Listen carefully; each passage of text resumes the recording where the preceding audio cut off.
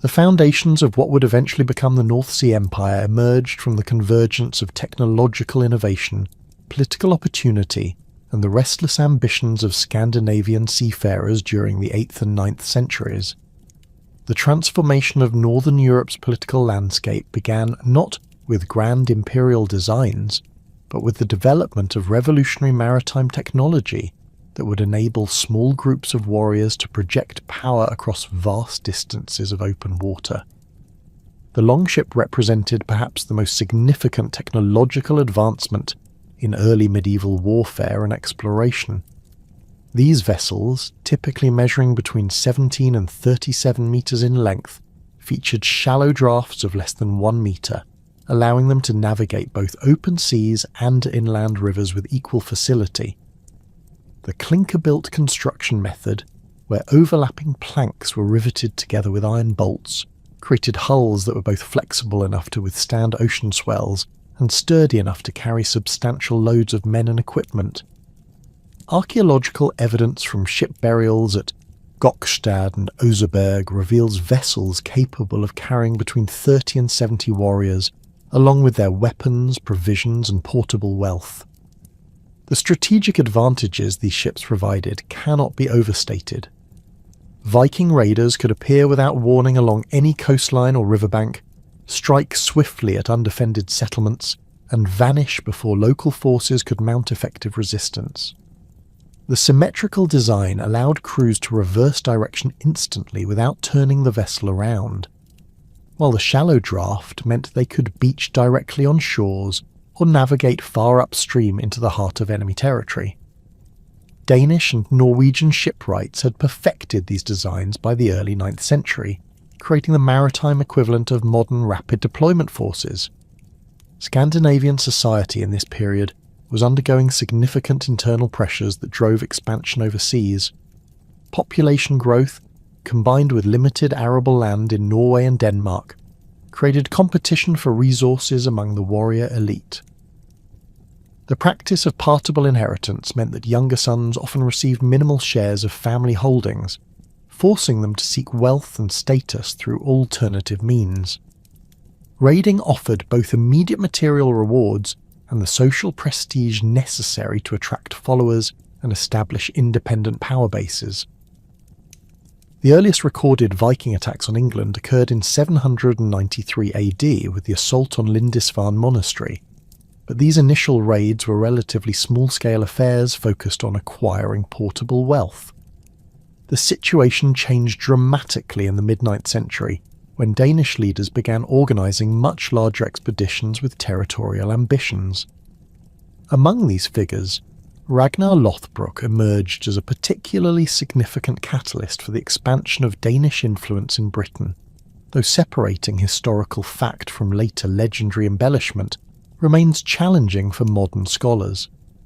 Historical sources, primarily the Anglo-Saxon Chronicle and later Scandinavian sagas, describe Ragnar as leading substantial raids against both Francia and England during the 840s and 850s.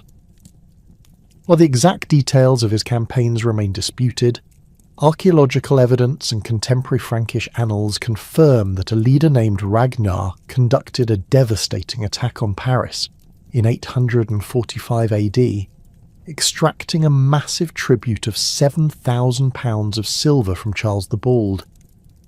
This success demonstrated the vulnerability of even major continental powers to well-organised Viking expeditions and likely inspired further ambitious ventures. The transformation from raiding to conquest accelerated dramatically with the arrival of the Great Heathen Army in England during 865 AD. This force, described in contemporary sources as the largest Viking army ever assembled, represented a fundamental shift in Scandinavian strategy, from hit-and-run tactics to systematic territorial conquest. Led by figures identified in later sources as Ivar the Boneless, Halfdan Ragnarsson, and Ubba, this army numbered several thousand warriors and operated with unprecedented coordination and strategic planning. The composition of the Great Heathen Army reflected the evolving nature of Viking expeditions. Rather than consisting solely of Danish warriors, the force included fighters from across Scandinavia, along with seasoned veterans who had participated in earlier raids on Francia and Ireland. Many members brought their families, indicating long-term settlement intentions rather than temporary raiding objectives. The army's logistical capabilities were equally impressive, with a fleet of hundreds of ships providing mobility and supply lines that allowed them to operate independently of local resources for extended periods. The army's initial landing in East Anglia demonstrated their sophisticated approach to conquest. Rather than immediately launching attacks, they established a fortified base and extracted tribute from the local King Edmund, using these resources to provision their forces while gathering intelligence about political conditions throughout England. This methodical preparation reflected lessons learned from earlier expeditions and marked a departure from the impulsive raiding tactics that had characterised previous Viking activities. The systematic conquest of Anglo-Saxon kingdoms began in earnest when the Great Heathen Army moved north into Northumbria in 866 AD. The kingdom was already weakened by internal civil war between rival claimants at Ael and Osbert, a situation the Vikings exploited with calculated precision. They captured York, the kingdom's principal city, and established it as their primary stronghold. When the feuding Northumbrian kings finally united to recapture their capital, the Vikings allowed them to approach the city walls before launching a devastating counterattack that killed both monarchs and effectively ended Northumbrian independence. The fall of York marked a crucial turning point in English history. The city, known to the Vikings as Jurvik, became the centre of Scandinavian power in northern England and remained under their control for nearly 2 centuries. Archaeological excavations in modern York have revealed extensive evidence of Viking settlement, including workshops, trading establishments, and residential areas that demonstrate the transformation of a Romano-British ecclesiastical centre into a thriving Scandinavian commercial hub. Following their Northumbrian triumph, the Great Heathen Army turned south toward Mercia, the most powerful remaining Anglo-Saxon kingdom. King Burgred of Mercia initially attempted to resist, but quickly recognised the futility of direct confrontation with such a formidable force. In 868 AD, he agreed to pay tribute and provide winter quarters for the Viking army, effectively acknowledging their dominance over his realm. This arrangement allowed the Vikings to consolidate their northern conquests while planning their next phase of expansion. The establishment of permanent Scandinavian settlements in conquered territories represented another crucial development during this period. Unlike earlier raiders who returned to Scandinavia with their plunder, members of the Great Heathen Army began claiming land for agricultural settlement. In 876 AD, Halfdan Ragnarsson formally divided territory in Northumbria among his followers, creating the first systematic Viking colonisation of English soil. Contemporary sources describe this land distribution in detail, noting that the Vikings shared out the land of the Northumbrians and they proceeded to plough and to support themselves. This transition from conquest to settlement established patterns that would define Scandinavian influence in Britain for generations. Viking settlers adopted local agricultural practices while maintaining their distinct cultural identity, creating hybrid communities that blended Scandinavian and Anglo-Saxon traditions. Place-name evidence throughout northern and eastern England reveals the extent of this settlement, with hundreds of locations bearing distinctly Scandinavian names ending in by, Thorpe and Toft. The creation of the Danelaw formalised this territorial division and established the legal framework that would govern Scandinavian-controlled regions of England. The term itself, meaning the law of the Danes, referred both to the geographical area under Scandinavian control and to the distinct legal traditions that prevailed there. This legal system, derived from Scandinavian customary law, differed significantly from Anglo-Saxon legal practices in areas such as property rights, inheritance patterns, and criminal justice procedures. The boundaries of the Danelaw were established through a series of treaties between Viking leaders and the surviving Anglo-Saxon kingdoms, most notably the agreement between Alfred the Great of Wessex and Guthrum of East Anglia around 886 AD. This treaty, preserved in multiple manuscript sources, defined a frontier running roughly along Watling Street, from London to Chester, with the territory to the north and east falling under Scandinavian jurisdiction. The agreement also included provisions for trade, legal procedures for disputes between Danes and Anglo-Saxons, and mutual recognition of territorial sovereignty. Within the Danelaw, Scandinavian settlers established numerous fortified centres known as burhs, which served both defensive and administrative functions. These settlements, including Lincoln, Stamford, Leicester, Derby and Nottingham, became known collectively as the Five Boroughs and formed the core of Danish political organisation in the English Midlands. Each borough controlled surrounding agricultural territory and maintained its own military forces, creating a decentralised system of governance that reflected traditional Scandinavian political structures. The social composition of Danelaw settlements revealed the complex nature of Viking colonisation. While warrior elites occupied the highest social positions and controlled the largest landholdings, the settler population included farmers, craftsmen, merchants, and labourers who had accompanied the military expeditions. Archaeological evidence from sites such as Torksey in Lincolnshire shows extensive evidence of metalworking, textile production, and trade activities that supported thriving mixed economies combining agriculture, craft production, and commerce. The integration of Scandinavian settlers with existing Anglo-Saxon populations varied significantly across different regions. In some areas, particularly in Yorkshire and Lincolnshire, the density of Scandinavian settlement was sufficient to create predominantly Norse-speaking communities that maintained distinct cultural practices for several generations. In other regions, smaller numbers of Viking settlers were absorbed more quickly into existing social structures, though they often retained positions of local authority and influence. Religious practices within the Danelaw reflected this cultural complexity. While many Scandinavian settlers eventually converted to Christianity, the process was gradual and often incomplete. Archaeological evidence reveals the continued use of distinctly pagan burial practices well into the 10th century, while carved stone monuments from Yorkshire display fascinating combinations of Christian and Norse mythological imagery. The famous Gosforth Cross in Cumbria, for example, depicts scenes from both the Crucifixion and Ragnarok, demonstrating the syncretic religious culture that emerged in areas of intensive Scandinavian settlement. The economic impact of Scandinavian settlement extended far beyond the immediate territories of the Danelaw. Viking traders established commercial networks that connected Britain with markets throughout Scandinavia, the Baltic region, and even distant locations such as Constantinople and the Islamic world. Silver dirhams from the Middle East have been discovered in hoards throughout Viking-controlled England, while English coins appear in archaeological contexts across Scandinavia, demonstrating the extent of these trade connections.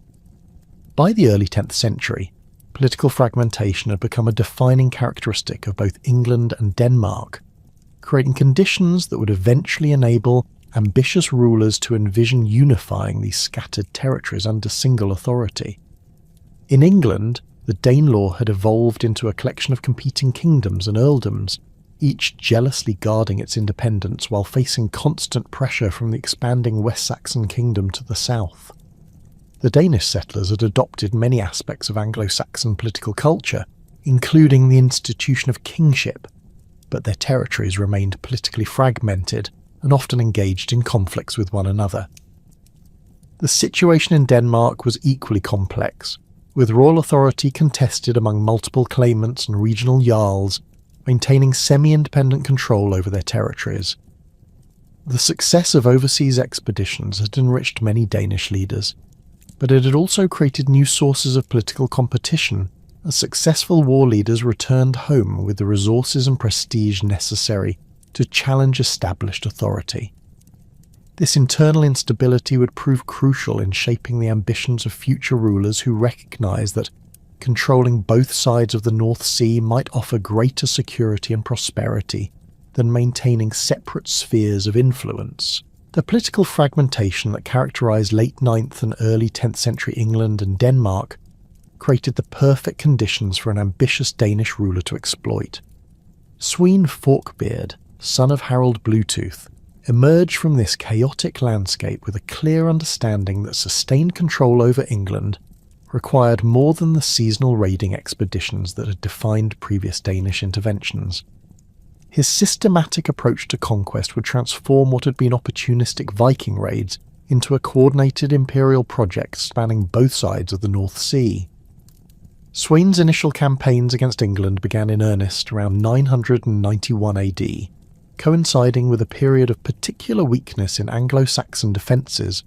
King Ethelred, who had earned the unfortunate epithet the Unready, had inherited a kingdom still struggling to integrate the formerly independent Danelaw territories with the expanding West Saxon state.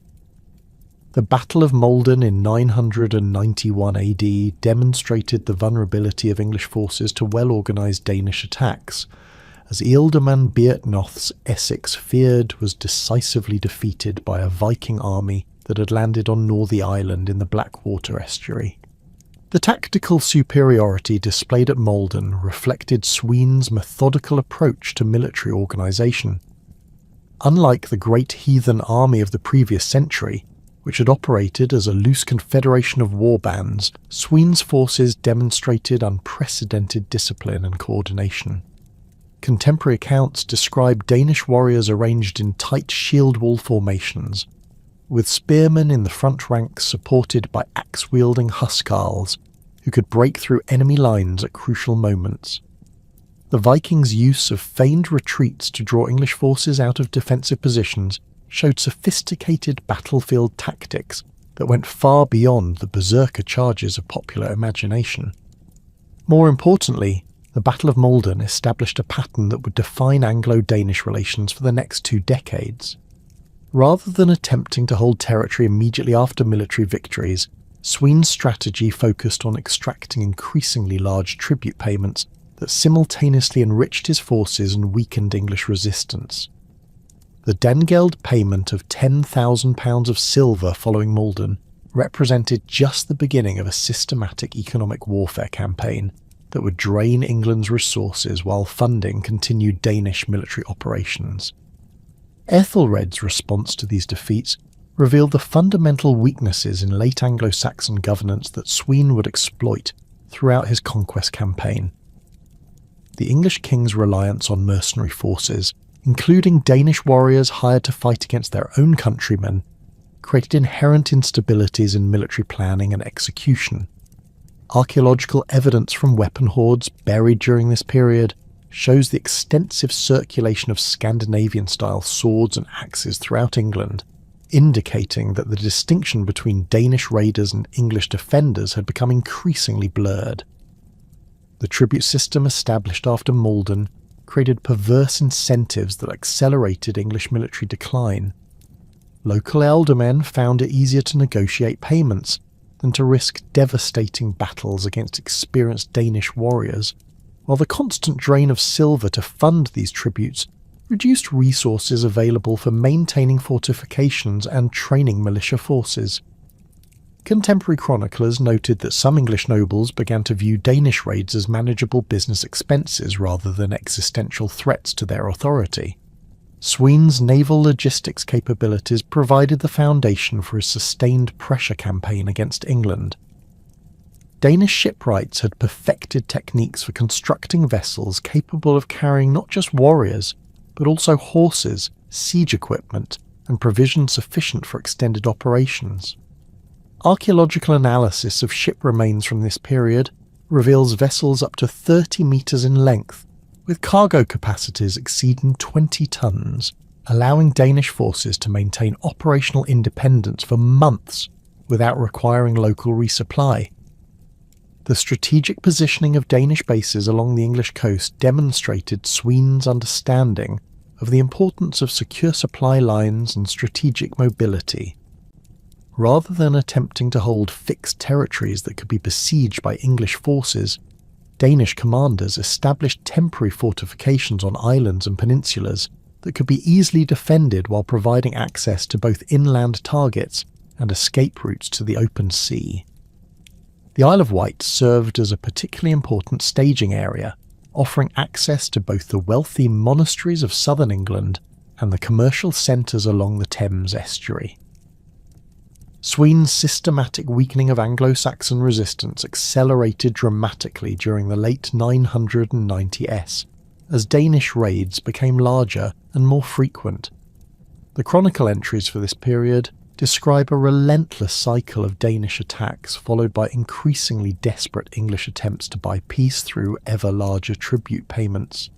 By 999 AD, the Danegeld had reached £24,000 of silver, representing an enormous drain on English resources that forced Ethelred to debase the currency and impose heavy taxes on his subjects. The psychological impact of these repeated defeats proved as damaging as the material losses. English chroniclers began to interpret Danish successes as divine punishment for moral failings, while the constant threat of attack disrupted agricultural production and commercial activity throughout southern England. Monasteries, which had served as centres of learning and economic activity since the 7th century, began relocating their treasures and manuscripts to more secure locations, fundamentally altering the cultural landscape of Anglo-Saxon England. The St. Brice's Day massacre of November 13th, 1002, marked a crucial turning point that transformed the conflict from a series of raids and tribute payments into a total war for control of England.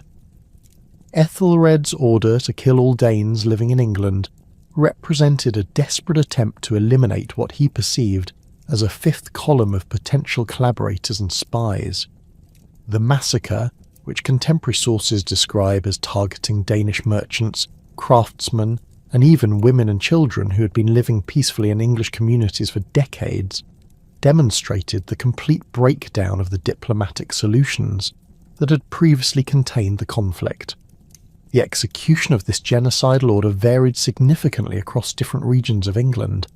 In areas with substantial Scandinavian populations, particularly in the former Danelaw territories, local officials often ignored or modified the king's commands, recognising that wholesale slaughter of their Danish neighbours would destroy established commercial and social relationships. However, in southern England, where Danish settlement had been less extensive, the massacre was carried out with brutal efficiency that shocked even contemporary observers, accustomed to the violence of the age. Among the victims of the St. Brice's Day massacre was Gunhilda, sister of Swyn Forkbeard, who had been living in England as part of a diplomatic marriage arrangement designed to strengthen Anglo-Danish relations. Her execution, along with her husband and children, provided Swyn with both a personal motivation for revenge and a powerful propaganda tool for justifying total war against Ethelred's regime. Contemporary Danish sources describe Gunhilda's death in graphic detail, emphasising the violation of sacred hospitality laws and the targeting of innocent women and children. The massacre's immediate aftermath saw a dramatic escalation in Danish military activities as Swyn mobilised resources throughout his territories for a comprehensive invasion of England. Unlike previous campaigns that had relied primarily on seasonal raiding expeditions, Swyn's post-1002 strategy involved establishing permanent Danish bases on English soil and systematically destroying the infrastructure that supported Anglo-Saxon resistance. Danish forces began targeting not just wealthy monasteries and royal estates, but also the burhs and fortified towns that formed the backbone of English defensive strategy. The siege techniques employed by Danish forces during this intensified phase of the conflict demonstrated significant advances in military technology and organisation. Contemporary accounts describe Danish armies using sophisticated engineering methods to breach town walls, including the construction of siege towers and the systematic undermining of fortifications. The successful Danish assault on Exeter in 1003 AD involved the use of coordinated attacks from both land and sea, with Danish ships blocking river access, while ground forces maintained pressure on the city's landward defences. Sweyn's ability to maintain control over both his Danish territories and his expanding English conquests required unprecedented logistical coordination and administrative sophistication. The establishment of secure communication networks between Denmark and England involved the creation of relay stations on islands throughout the North Sea, where Danish ships could resupply and transfer messages between different theatres of operation. Archaeological evidence from sites such as the Shetland and Orkney Islands reveals extensive Danish military installations dating to this period, complete with weapons, storage facilities and ship maintenance areas. The administrative challenges of governing conquered English territories while maintaining authority in Denmark forced Sweden to develop new forms of delegated authority that would later influence the structure of the North Sea Empire. Rather than attempting direct personal control over all conquered territories, Sweden appointed trusted lieutenants to serve as his representatives in different regions, granting them considerable autonomy in exchange for regular tribute payments and military support when required. This system allowed for rapid response to local challenges while maintaining overall strategic coordination under Sweden's ultimate authority. The economic integration of Danish and English territories under Sweden's control created new commercial opportunities that helped fund continued military operations. Danish merchants gained privileged access to English markets, while English craftsmen found new outlets for their products in Scandinavian territories.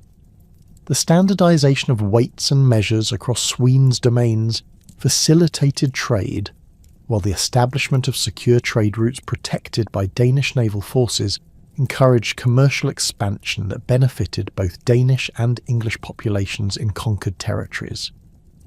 By 1013 AD, Sweden's systematic campaign had achieved its strategic objectives of isolating Ethelred's regime and establishing Danish control over most of England. The English king's flight to Normandy represented the culmination of more than 2 decades of military pressure that had progressively weakened Anglo-Saxon resistance, while strengthening Danish positions throughout the country. Contemporary sources describe Sweden's final campaign as more of a triumphal procession than a military conquest, with English nobles submitting voluntarily rather than risking the destruction that had befallen those who continued to resist. The speed of Ethelred's final collapse reflected the cumulative impact of Sweden's long-term strategy of systematic weakening rather than immediate conquest. English military forces had been so depleted by decades of tribute payments and repeated defeats that organised resistance had become virtually impossible. The defection of key English nobles, including Ealdorman Alfric of Hampshire and Archbishop Wulfstan of York, demonstrated that even the highest levels of Anglo-Saxon society had concluded that accommodation with Danish rule offered better prospects than continued resistance. Sweden's death at Gainsborough in February 1014, just months after achieving his goal of conquering England, created an immediate succession crisis that threatened to undo his achievements. The sudden loss of the unifying figure who had held together the diverse coalition of Danish, Norwegian, and English supporters left his empire vulnerable to fragmentation and reconquest. Ethelred's swift return from Norman exile, supported by English nobles who had never fully accepted Danish rule, demonstrated the fragility of conquest based primarily on military force without deeper institutional foundations. The brief restoration of Ethelred's authority in 1014 revealed both the limitations of Sweden's conquest and the enduring appeal of traditional Anglo-Saxon kingship among significant portions of the English population. However, the fundamental conditions that had enabled Sweden's original success remained unchanged, creating opportunities for his son Knut to resume the imperial project with even greater resources and more sophisticated strategies for maintaining long-term control over the North Sea world. The death of Sween Forkbeard in February 1014 created a power vacuum that his 18-year-old son Knut was initially unprepared to fill.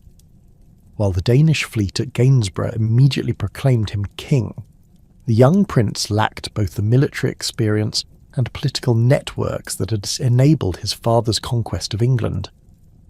The swift return of Ethelred from Norman exile, accompanied by his son Edmund Ironside and a small force of Norman knights, caught the Danish leadership off guard and forced them into a hasty retreat across the North Sea. Knut's first attempt at ruling England lasted barely 2 months, ending with his ignominious withdrawal to Denmark in April 1014 with little more than a handful of ships and the bitter knowledge that conquest required more than hereditary claims. The year-long interregnum that followed Knut's retreat provided him with crucial time to mature both as a military commander and political strategist. In Denmark, he worked systematically to consolidate support among the jarls and regional magnates who had served his father, while building new alliances with Norwegian and Swedish leaders who controlled significant naval resources. Archaeological evidence from Danish royal sites dating to this period shows extensive weapon production and ship construction, indicating that Knut was preparing for a return expedition on a scale that would dwarf his father's previous efforts. The restoration of Ethelred's authority in England proved far more fragile than contemporary English chroniclers initially recognised. The king's advanced age and declining health, combined with the massive debts incurred during his Norman exile, severely limited his ability to rebuild the military infrastructure that Sween had systematically destroyed. More critically, the English nobility had become deeply divided during the Danish occupation, with many former collaborators now facing suspicion and potential retribution from those who had remained loyal to the Anglo-Saxon cause.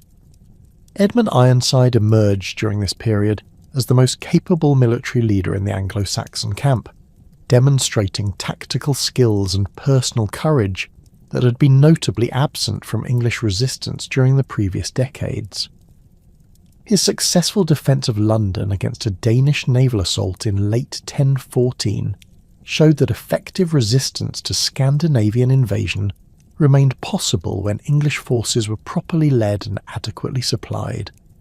However, Edmund's growing influence created tensions with his father's established advisors, who viewed the young prince's aggressive military stance as potentially destabilising to the delicate political balance that had enabled Ethelred's restoration.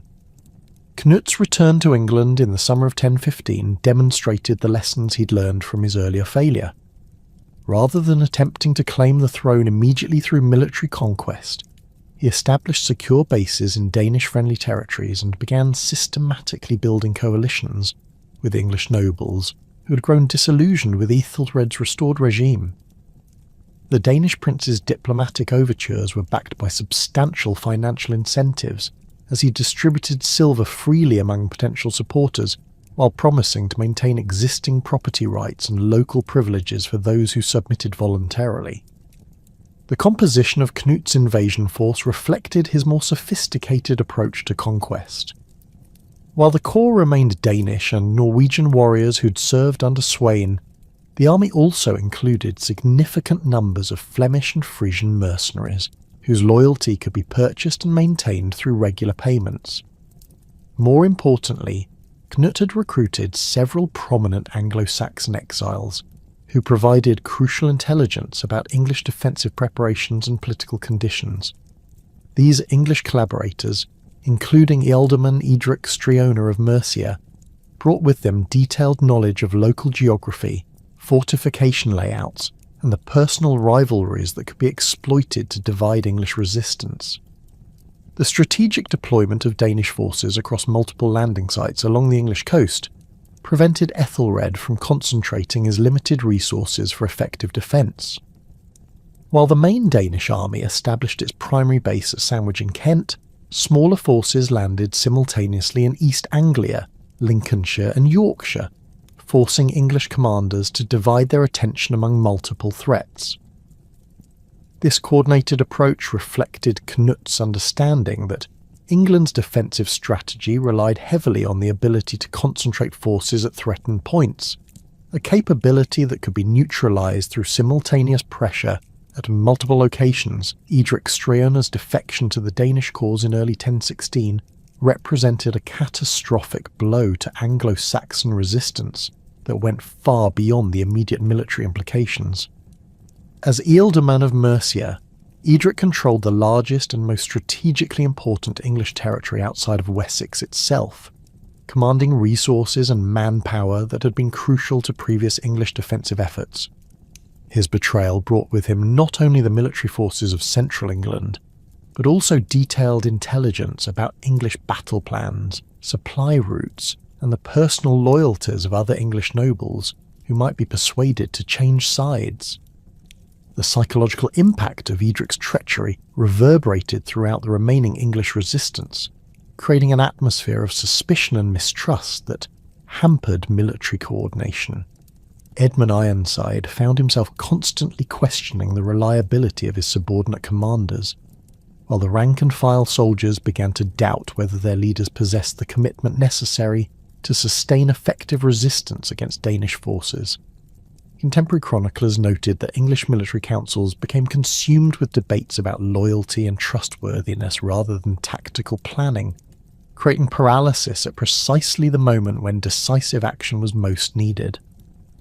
Ethelred's death in April 1016 removed the last symbol of legitimate Anglo-Saxon authority that might have unified English resistance under a single command.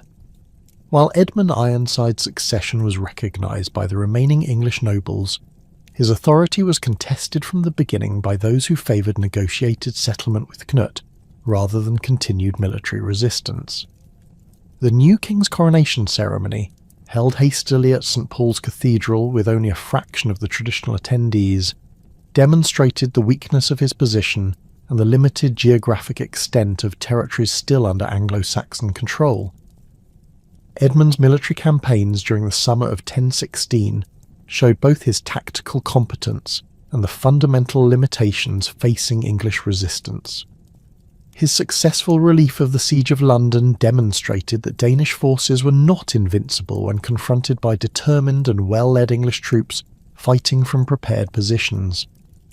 The elaborate fortifications surrounding London, originally constructed during Alfred's reign and continuously improved over subsequent generations, provided defensive advantages that neutralised many of the tactical innovations that had given Danish forces superiority in open-field battles. The siege operations around London revealed the sophisticated military engineering capabilities that Knut had developed during his year of preparation in Denmark. Danish forces constructed extensive earthworks and wooden palisades that effectively sealed off the city from overland supply routes, while their control of the Thames below London Bridge prevented relief efforts by river. Archaeological excavations in the London area have uncovered remains of these Danish siege works, including evidence of specialised siege equipment such as mangonels and battering rams that represented significant advances over the relatively simple assault techniques employed during earlier Viking raids. Edmund's breakout from London and his subsequent campaign through Essex and Mercia demonstrated his understanding that static defence would ultimately fail against Danish numerical superiority and logistical advantages. His strategy of mobile warfare, striking at Danish supply lines and isolated detachments while avoiding major pitched battles, achieved several tactical successes that temporarily disrupted Knut's systematic conquest of English territory. The English victory at Penselwood in Somerset showed that Danish forces could be defeated when caught at disadvantage, while Edmund's raid on Danish supply bases in East Anglia forced Knut to divert significant resources to protect his logistical infrastructure. However, these tactical successes could not overcome the fundamental strategic imbalance between Danish and English resources.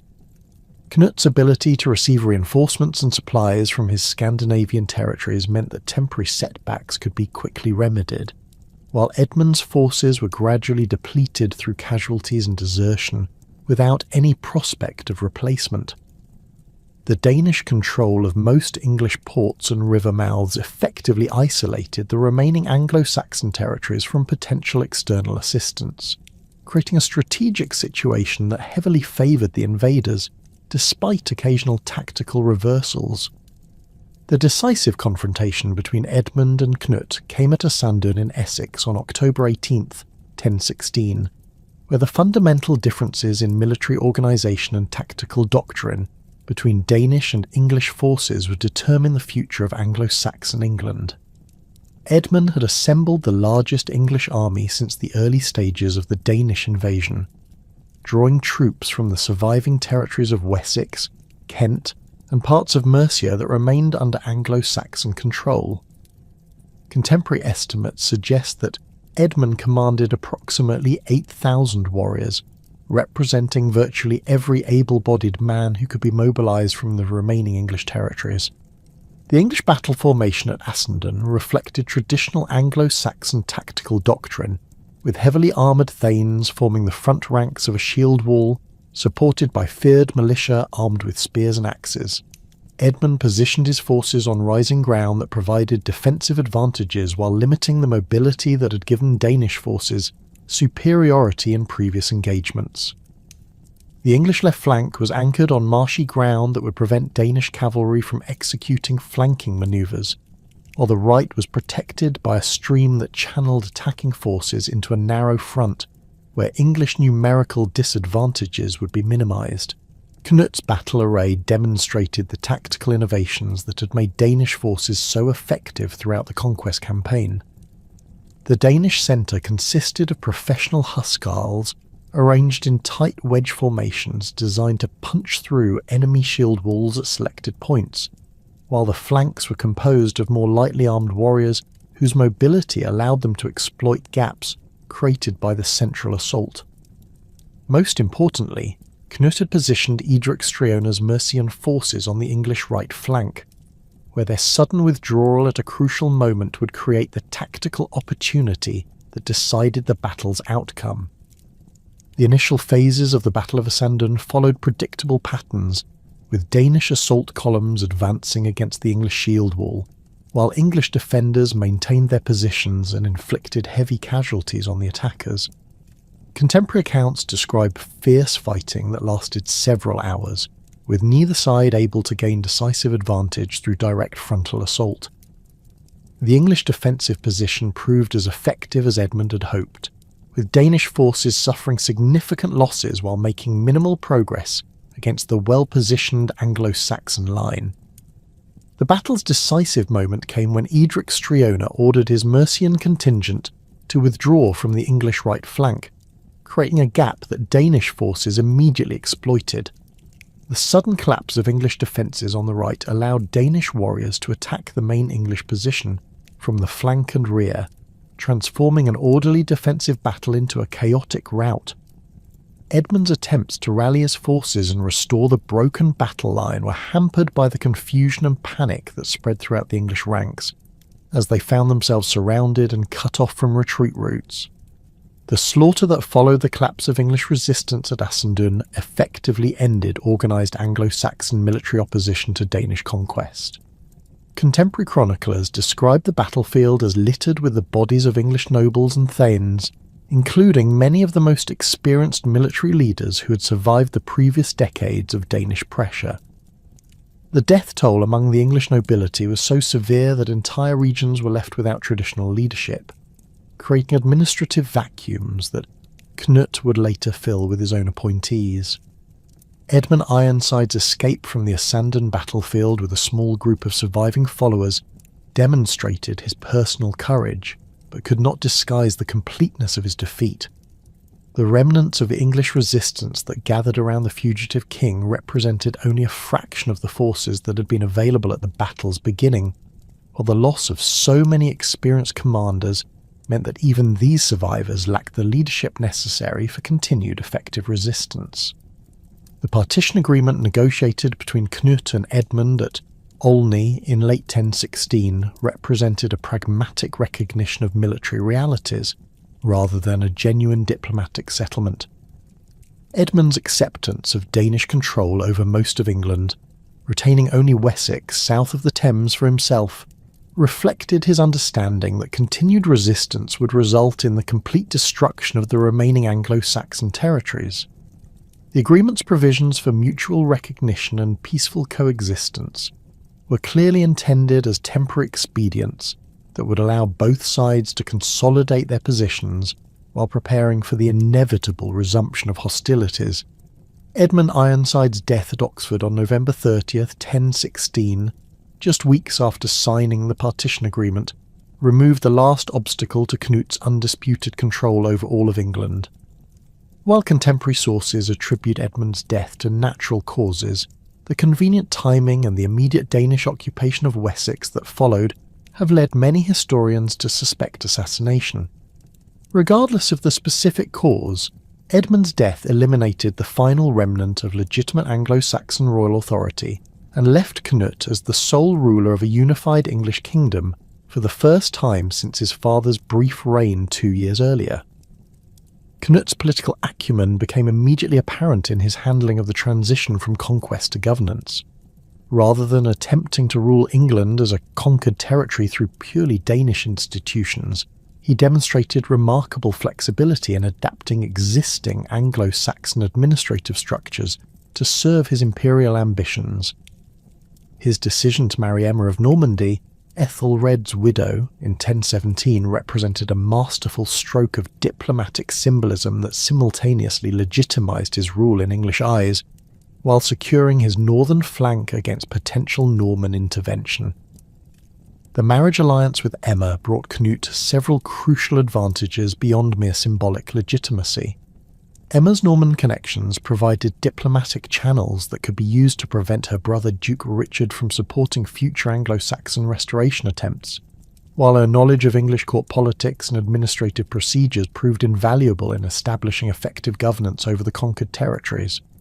More importantly, the marriage demonstrated Cnut's understanding that successful imperial rule required the integration of conquered populations rather than their systematic exclusion from positions of authority and influence. The consolidation of Cnut's authority over England by 1017 provided him with the resources and strategic position necessary to pursue his father's broader imperial vision. However, the establishment of a true North Sea empire required control over Norway, the homeland of many of the most formidable seafaring warriors in medieval Europe. The death of Olaf Tryggvason at the Battle of Svolder in 1000 AD had left Norway fractured among competing regional jarls and petty kings, creating exactly the kind of political vacuum that ambitious Danish rulers had learned to exploit. Yet Norway's mountainous terrain, fierce warrior culture, and strategic position controlling access to the Baltic Sea made it a far more challenging conquest target than the relatively accessible English kingdoms. The succession crisis that followed Svolder had effectively partitioned Norway among 3 primary power centres, each representing different approaches to Scandinavian political organisation. Erik Håkonsson controlled the western coastal regions from Trondheim, maintaining the traditional jarl system that had governed Norway before the brief unification attempts of Harald Fairhair's descendants. His authority rested on personal loyalty networks and control of the most productive shipbuilding regions, making him the most formidable naval commander among the Norwegian contenders. Erik's alliance with Sween Forkbeard had been crucial to the Danish victory at Svolder, but his subsequent focus on Norwegian affairs had allowed him to maintain relative independence from Danish oversight during the English conquest campaigns. Svein Håkonsson, Erik's brother, had established control over the Trondelag region and the approaches to the important trading centre at Nidaros, modern Trondheim. His power base included many of the wealthy farming communities that provided both agricultural surplus and military manpower for Norwegian expeditions. Svein's political strategy emphasised traditional Norse religious practices and opposition to Christian conversion efforts, appealing to conservative elements within Norwegian society who viewed the adoption of foreign religious practices as a threat to established social hierarchies and cultural traditions. The third major power centre had emerged around the remnants of Olaf Tryggvason's Christian supporters, primarily concentrated in the southeastern regions around the Oslofjord. These territories maintained commercial connections with Danish and German markets, making them more receptive to European political and religious influences. The Christian faction lacked a single dominant leader following Olaf's death, but their control of trade routes and their potential for alliance with Danish Christian rulers made them an important factor in any attempt to reunify Norway under centralised authority. Into this fragmented political landscape came Olaf Haraldsson, later known as Saint Olaf, whose return to Norway around 1015 represented a direct challenge to the delicate balance of power that had prevailed since Svolde. Olaf's background as a veteran of English campaigns under both Ethelred and Danish commanders provided him with extensive military experience and detailed knowledge of the tactical innovations that had made Scandinavian forces so effective against traditional defensive strategies. His conversion to Christianity during his service in England gave him potential allies among the Christian faction, while his royal bloodline as a descendant of Harald Fairhair provided legitimacy claims that could appeal to traditional Norwegian political sensibilities. Olaf Haraldsson's initial campaigns in southeastern Norway demonstrated both his military competence and his understanding of the religious and political currents that would determine his success or failure. Rather than attempting immediate confrontation with the established jarls, he focused on building a coalition of smaller landowners, urban merchants and Christian converts who had been marginalised under the traditional jarl system. His establishment of a royal court at Sarpsborg provided a symbolic alternative to the regional power centres controlled by the Håkonsson brothers, while his promotion of Christian religious practices offered a unifying ideology that transcended traditional tribal and regional loyalties. The religious dimension of Olaf's campaign proved particularly significant in distinguishing his movement from previous Norwegian unification attempts. His systematic destruction of pagan temples and sacred groves, combined with the construction of Christian churches in their place, represented a fundamental challenge to the traditional religious practices that underpinned existing political hierarchies. Archaeological evidence from sites such as Meire and Trondelag shows extensive destruction of pagan religious installations during this period, followed by the construction of Christian religious buildings that incorporated some traditional architectural elements while clearly establishing new religious priorities. Olaf's legal and administrative reforms demonstrated his intention to create a centralised Norwegian state modelled on European Christian kingdoms rather than traditional Scandinavian political structures. The establishment of a unified legal code known as the Gulating Law replaced the complex patchwork of regional legal traditions with standardised procedures that strengthened royal authority while providing consistent legal protections for all Norwegian subjects regardless of their regional origins. The new legal system included provisions for royal taxation, military service obligations, and judicial procedures that significantly expanded central government authority at the expense of traditional jarl prerogatives. The economic implications of Olaf's reforms extended far beyond immediate political considerations, fundamentally altering the commercial relationships that had sustained Norwegian society for generations. His establishment of royal control over silver mining operations in the Kongsberg region provided independent revenue sources that reduced his dependence on traditional tribute relationships with regional jarls. The standardization of weights and measures throughout his territories facilitated trade, while generating customs revenues that funded both military operations and administrative expansion. Knut's initial response to Olaf Haraldsson's Norwegian campaigns reflected his preoccupation with consolidating English territories and establishing effective governance over his newly conquered kingdom. However, intelligence reports reaching the Danish court by 1018 made clear that Olaf's success in southeastern Norway posed a potential long-term threat to Danish interests throughout the North Sea region. A unified Norway under an independent Christian king could provide bases for raids against Danish territories, while Norwegian control of Baltic trade routes might undermine the commercial advantages that Knut had gained through his English conquest.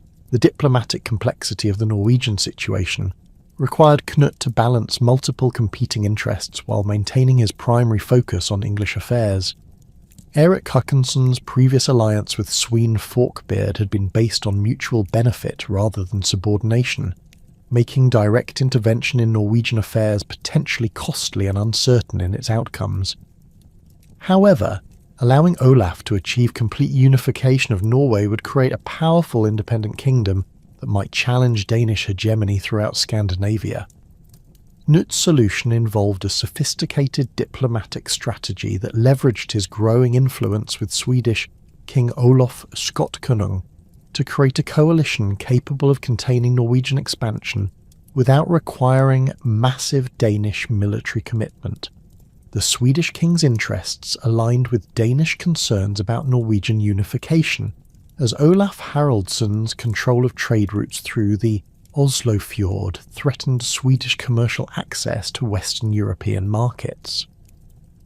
More importantly, Olof Skotkonung's conversion to Christianity provided ideological common ground with Knut, while creating potential religious conflicts with the still predominantly pagan populations in Swedish territories. The formal alliance between Knut and Olof Skotkonung, negotiated through a series of diplomatic exchanges during 1019 and 1020, established the framework for coordinated action against Norwegian independence. The agreement included provisions for mutual military assistance, coordinated naval operations, and the division of any territories conquered from Norwegian forces. Most significantly, the alliance created a unified command structure that placed Swedish naval forces under overall Danish strategic direction, while allowing Swedish commanders to maintain tactical autonomy in operations within their traditional spheres of influence. The military preparations for the anti-Norwegian campaign demonstrated the sophisticated logistical capabilities that Knut had developed during his English conquest. Danish shipyards worked throughout 1020 and 1021 to construct specialised vessels designed for operations in Norwegian fjords, where the shallow drafts and narrow channels that had given Vikings tactical advantages against their enemies now worked against Danish forces operating far from their home bases. These new ship designs incorporated lessons learned from English river operations, featuring reinforced hulls capable of withstanding rocky coastlines and specialised equipment for amphibious assault operations. Swedish contributions to the alliance included not only naval forces but also specialised knowledge of Baltic navigation routes and seasonal weather patterns that would be crucial for coordinating operations across the vast distances involved in Scandinavian warfare. Swedish commanders brought detailed intelligence about Norwegian defensive preparations, trade relationships, and political divisions that could be exploited during the campaign. Archaeological evidence from Swedish royal sites shows extensive weapon production and military preparation during this period, indicating that Olof Skotkonung viewed the Norwegian campaign as a major strategic priority rather than a minor diplomatic obligation. The joint Danish-Swedish naval expedition that departed from Zealand in the spring of 1025 represented the largest coordinated military operation in Scandinavian history up to that point. The combined fleet included over 200 vessels carrying approximately 15,000 warriors, along with siege equipment, provisions, and specialised personnel necessary for extended operations in hostile territory. The expedition's composition reflected the international character of Knut's empire, with Danish and Swedish forces supplemented by English naval units, Flemish mercenaries, and Norwegian exiles, who provided crucial local knowledge and political legitimacy for the invasion. The initial landings along the Norwegian coast achieved tactical surprise despite the massive scale of the operation. Olaf Haraldsson's intelligence network had detected Danish naval preparations, but the coordination with Swedish forces and the multiple simultaneous landing sites prevented effective Norwegian defensive concentration. Danish forces established secure beachheads at Sarpsborg and Tonsberg, while Swedish units landed further north near Hamar. creating multiple pressure points that divided Norwegian defensive resources. The siege of Sarpsborg in late 1025 demonstrated both the effectiveness of the Danish-Swedish alliance and the limitations of traditional Scandinavian siege warfare techniques. The town's wooden palisades and earthwork fortifications, adequate for defence against traditional Viking raids, proved vulnerable to the systematic siege methods that Knut's forces had perfected during their English campaigns. Danish engineers constructed elaborate siege works that included covered approaches, battering rams, and elevated platforms for archers that systematically reduced the defenders' capabilities while minimising casualties among the attacking forces. Olaf Haraldsson's response to the invasion showed both his tactical competence and his understanding of the strategic disadvantages facing Norwegian resistance. Rather than attempting to defend fixed positions against superior enemy numbers, he adopted a strategy of mobile defence that utilised Norway's difficult terrain to offset the invaders' advantages in numbers and equipment. His forces conducted systematic destruction of supplies and infrastructure in areas threatened by Danish-Swedish advance, while launching surprise attacks against isolated enemy detachments and supply convoys. The Battle of the Helgeir, fought along the river of the same name in early 1026, marked the decisive engagement that would determine the fate of Norwegian independence.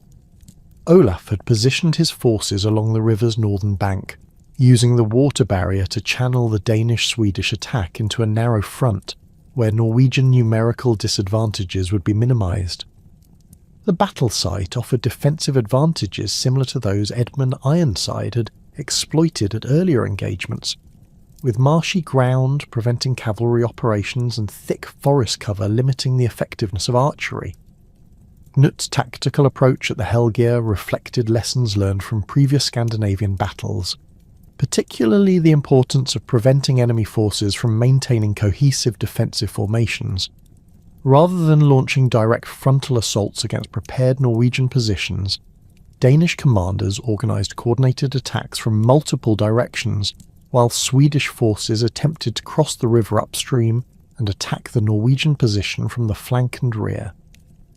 This complex tactical coordination required sophisticated communication systems and precise timing that demonstrated the high level of military organisation that the alliance had achieved. The Norwegian defensive position along the Helgeir proved more formidable than Danish intelligence had anticipated, with Olaf's forces demonstrating tactical innovations that reflected their experience in English campaigns. Norwegian warriors had adopted the shield wall formations that had proven effective against Viking attacks, while incorporating specialised anti-cavalry tactics learned during service under various English commanders. The Norwegian use of coordinated spear formations and strategic positioning of archers in elevated positions created defensive capabilities that significantly exceeded traditional Scandinavian military doctrine. The battle's turning point came when Swedish forces successfully established a bridgehead across the river, upstream from the main Norwegian position, threatening to surround Olaf's army and cut off their retreat routes. The Norwegian king's attempts to reposition his forces to meet this flanking threat created gaps in his main defensive line that Danish forces immediately exploited. The subsequent collapse of Norwegian resistance followed the pattern established at previous decisive battles, with initial tactical success giving way to complete rout once defensive cohesion was broken. Olaf Haraldsson's escape from the Helgeir battlefield with a small group of loyal followers marked the effective end of Norwegian resistance to the Danish-Swedish alliance. The king's flight to Kievan Rus, where he sought refuge at the court of Yaroslav the Wise, removed the primary symbol of Norwegian independence, while leaving his former territories without effective leadership or coordination. The scattered Norwegian nobles who had survived the battle found themselves facing the choice between submission to the victorious alliance or continued resistance without realistic prospects for success. The formal submission of Norwegian territories to Knut's overlordship during the summer of 1026 established the legal and political framework that would define the North Sea Empire for the remainder of his reign. Rather than attempting direct annexation of Norwegian territories, Knut adopted a sophisticated approach that maintained existing local administrative structures while ensuring ultimate Danish control over strategic decisions. Norwegian jarls who submitted voluntarily were allowed to retain their traditional authority over local affairs, while those who continued resistance were replaced by Danish or pro-Danish appointees. The administrative integration of Norway into Knut's expanding empire required unprecedented coordination across vast geographical distances and diverse political traditions. The establishment of regular communication networks between Denmark, England and Norway involved the creation of relay stations and supply depots that could support royal messengers and administrative personnel travelling between different parts of the empire. Archaeological evidence from sites throughout Scandinavia shows extensive construction of royal administrative buildings during this period, indicating the massive bureaucratic expansion necessary to govern such diverse territories. The economic implications of Norwegian integration extended far beyond immediate political considerations, fundamentally altering trade relationships throughout northern Europe. Knut's control of Norwegian timber resources, iron production, and amber trade routes provided new revenue sources while strengthening his empire's economic independence from potential rivals. The standardization of currency and commercial regulations across Danish, English, and Norwegian territories created the largest unified market in medieval Europe, facilitating trade and generating customs revenues that funded continued imperial expansion. By 1028, Knut's formal establishment of the North Sea Empire encompassing England, Denmark, Norway and parts of Sweden represented the culmination of nearly 3 decades of systematic expansion that had begun with his father's initial raids on English territory. The empire's geographical extent, stretching from the Scottish Highlands to the Baltic Sea and from the Irish Sea to the borders of the Holy Roman Empire, created unprecedented opportunities for commercial and cultural exchange, while establishing Knut as the most powerful ruler in northern Europe. The administrative sophistication necessary to govern such diverse territories had required innovations in communication, taxation, and military organization that would influence European political development for generations to come. The establishment of effective governance over the vast territories of the North Sea Empire presented Knut with administrative challenges that no previous medieval ruler had faced. The empire's geographical extent, stretching from the Orkney Islands to the Danish peninsula and from the Irish Sea to the Baltic coast, encompassed populations speaking different languages, following distinct legal traditions and maintaining separate cultural identities that had developed over centuries of independent political development. The successful integration of these diverse territories required administrative innovations that balanced the practical necessity of centralized royal authority with the political wisdom of respecting established local customs and institutions. Knut's approach to imperial administration reflected his understanding that sustainable governance required more than military conquest and tribute extraction. His experiences during the chaotic transition following his father's death had demonstrated the fragility of authority, based solely on personal loyalty and military force. The young king recognized that lasting imperial control demanded the creation of institutional structures that could function effectively regardless of the personal qualities or immediate presence of individual rulers. This insight led to the development of administrative systems that combined Scandinavian, Anglo-Saxon, and continental European governmental practices into a sophisticated hybrid that could accommodate the empire's diverse political traditions. The foundation of Knut's administrative system rested on a carefully calibrated division of authority between royal appointees and established local elites. In England, where Anglo-Saxon governmental traditions were highly developed, Knut retained the existing structure of shires and hundreds, while ensuring that key positions were filled by individuals whose loyalty to the Danish crown was beyond question. The appointment of Danish jarls as earls over major English territories such as Northumbria, East Anglia, and Mercia provided direct royal control over military and judicial affairs, while allowing Anglo-Saxon reeves and local officials to continue managing routine administrative functions at the village and hundred level. The integration of Danish administrative personnel into English governmental structures required extensive training programs that familiarised Scandinavian nobles with Anglo-Saxon legal procedures, record-keeping systems, and taxation methods. Archaeological evidence from sites such as Winchester and York reveals the construction of specialised administrative buildings during Knut's reign, complete with scriptoriums for document production and secure storage facilities for royal archives.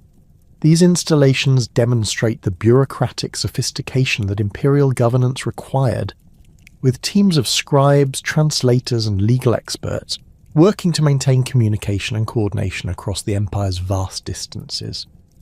In Denmark, Knut faced the different challenge of strengthening royal authority over traditional jarls who had maintained semi-independent control over their territories for generations.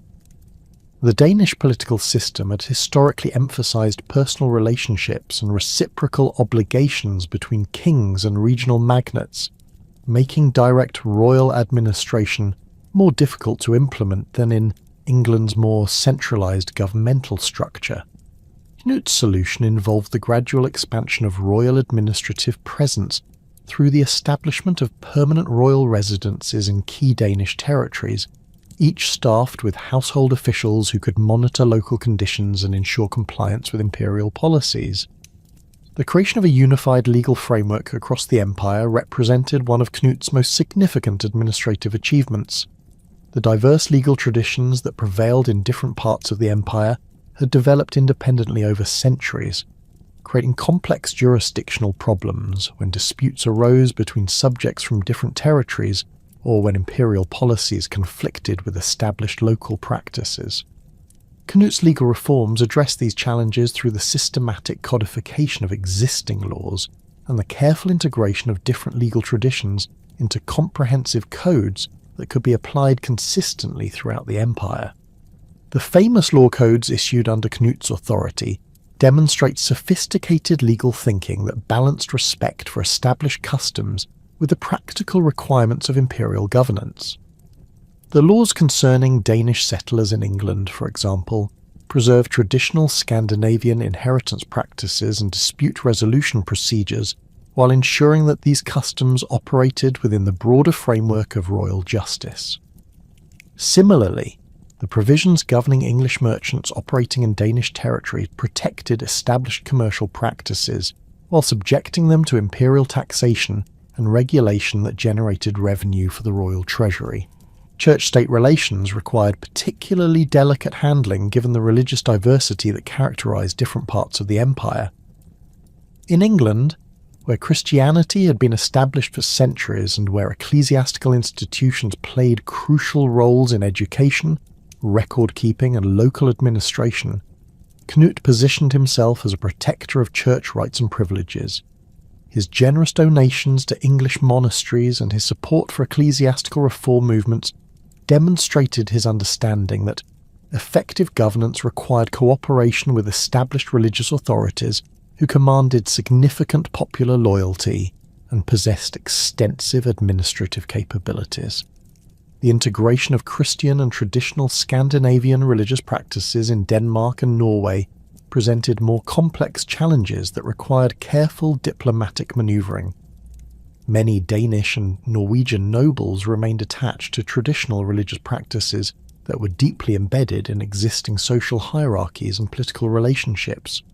Knut's approach involved gradual encouragement of Christian conversion through personal example and material incentives, rather than forced conversion that might provoke resistance and political instability. Archaeological evidence from Danish royal sites shows the construction of Christian chapels alongside traditional halls, indicating the syncretic religious culture that characterized the imperial court during this period. Economic policy formation represented another area where Knut's administration demonstrated remarkable sophistication in balancing competing interests and diverse economic systems. The empire's territories included regions with fundamentally different economic structures, from the agricultural estates and market towns that dominated English economic life to the pastoral and maritime economies that prevailed in much of Scandinavia. The successful integration of these diverse economic systems required policies that could accommodate different production methods and commercial practices while generating sufficient revenue to support imperial administration and military forces. The standardization of currency systems across the empire represented a major achievement in medieval economic integration. Prior to Knut's reign, England, Denmark, and Norway had maintained separate monetary systems with different weight standards, silver content, and design traditions that complicated commercial transactions and made systematic taxation difficult to implement. Knut's monetary reforms established unified standards that facilitated trade while ensuring that royal control over currency production provided reliable revenue sources and powerful symbols of imperial authority. The new imperial coinage featured sophisticated designs that combined traditional Scandinavian and Anglo-Saxon symbolic elements with Christian imagery that reflected Knut's religious policies. Archaeological analysis of coins from this period reveals remarkably consistent weight and silver content across different minting locations, indicating the high level of administrative coordination that imperial monetary policy achieved. The widespread circulation of these standardized coins throughout the empire's territories demonstrates the effectiveness of the new monetary system in facilitating commercial activity and reinforcing imperial political unity. Trade policy development required careful attention to the diverse commercial relationships that connected different parts of the empire with external markets. English territories had traditionally maintained extensive commercial connections with Flemish and French markets, while Danish and Norwegian regions were more closely integrated with Baltic and Germanic trading networks. Imperial trade policies needed to protect and enhance these existing relationships while creating new commercial opportunities that could generate additional revenue and strengthen political ties between different parts of the empire. The establishment of imperial trading privileges and standardized commercial regulations created unprecedented opportunities for merchants who could operate across the entire North Sea region without encountering the complex array of local taxes, customs duties, and regulatory restrictions that had previously fragmented Northern European commerce. Royal protection for merchant vessels and the establishment of secure harbours and warehouses in major ports encouraged commercial expansion that benefited both private traders and the imperial treasury through customs revenues and licensing fees. Military organisation represented perhaps the most crucial aspect of imperial administration, as the empire's survival depended on maintaining effective defensive capabilities across vast geographical distances while deterring potential challenges from internal rebels or external enemies. The diverse military traditions that prevailed in different parts of the empire created both opportunities and challenges for imperial military planners who needed to integrate various fighting styles and organisational structures into coherent defensive systems. The establishment of the housecarls as an elite imperial guard represented Knut's most innovative military reform. These professional warriors, recruited from throughout the empire and maintained at royal expense, provided a mobile strategic reserve that could respond rapidly to threats in any part of the imperial territories. Unlike traditional feared levies or regional militias that were tied to specific localities and available only for limited periods, the housecarl served as full-time soldiers whose primary loyalty was to the imperial crown, rather than to regional magnates or local communities. The housecarl's training regimen reflected the military lessons learned during the conquest campaigns, with emphasis on coordinated tactics, siege warfare techniques, and amphibious operations that could be employed effectively across the empire's diverse geographical conditions. Archaeological evidence from royal military installations shows specialized training facilities and weapon storage areas that supported these elite units. while documentary sources describe elaborate ceremonies and oath-taking rituals that reinforce their loyalty to imperial authority. Naval administration required unprecedented coordination given the empire's dependence on maritime communications and the constant threat of seaborne attacks from potential enemies. The maintenance of royal fleets capable of operating effectively in the North Sea, Baltic Sea, and Atlantic coastal waters demanded sophisticated logistical support systems that could provide ships, crews, and supplies across vast distances and diverse operational environments. The establishment of permanent naval bases at strategic locations such as London, Copenhagen, and Trondheim created the infrastructure necessary to support these naval operations, while providing secure harbours for merchant vessels that generated commercial revenue. The standardisation of ship construction techniques and naval operational procedures across different parts of the empire ensured that vessels and crews from various territories could operate together effectively during major campaigns or emergency responses. Royal shipyards established during Knut's reign incorporated the best design features from different regional traditions, creating vessels that combine the speed and manoeuvrability of traditional Scandinavian longships with the cargo capacity and seaworthiness necessary for extended operations in diverse maritime conditions. The administrative challenges of coordinating military and naval operations across such vast distances required communication systems that could transmit orders and intelligence rapidly and reliably throughout the empire.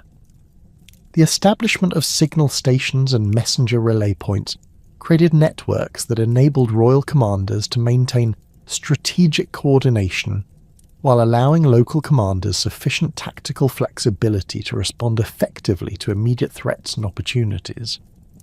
The administrative sophistication that enabled Knut's governance of the North Sea Empire created the foundation for an equally remarkable transformation in religious and cultural practices throughout his territories.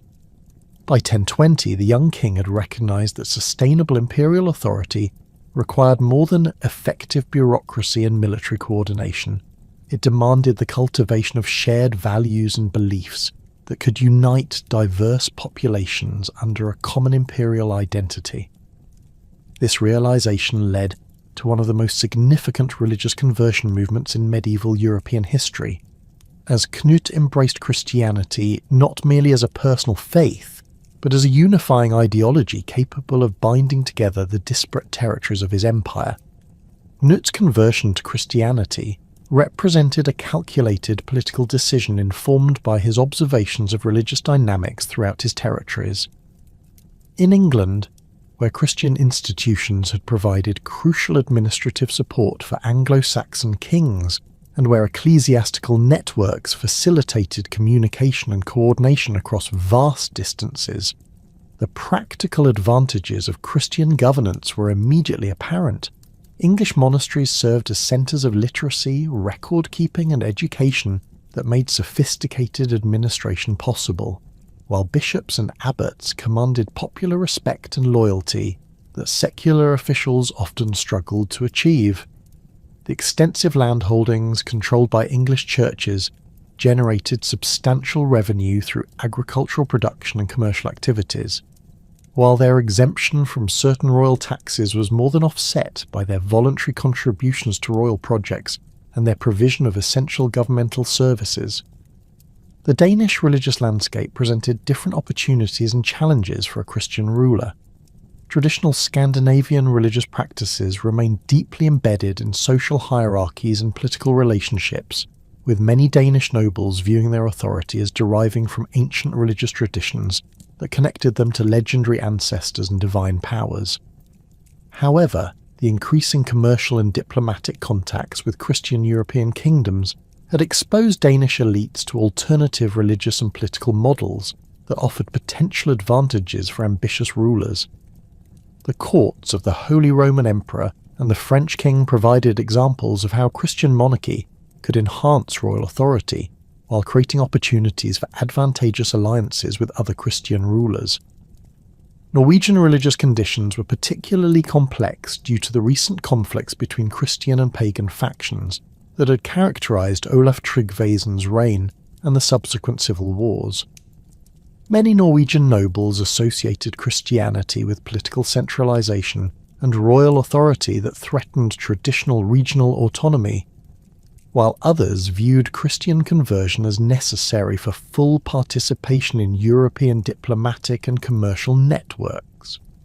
The destruction of pagan temples during Olaf Haraldsson's campaigns had created religious vacuums in many areas that could be filled either by restored traditional practices or by systematic Christian evangelization supported by royal authority. Knut's approach to Christian conversion demonstrated remarkable sensitivity to these diverse religious conditions throughout his empire.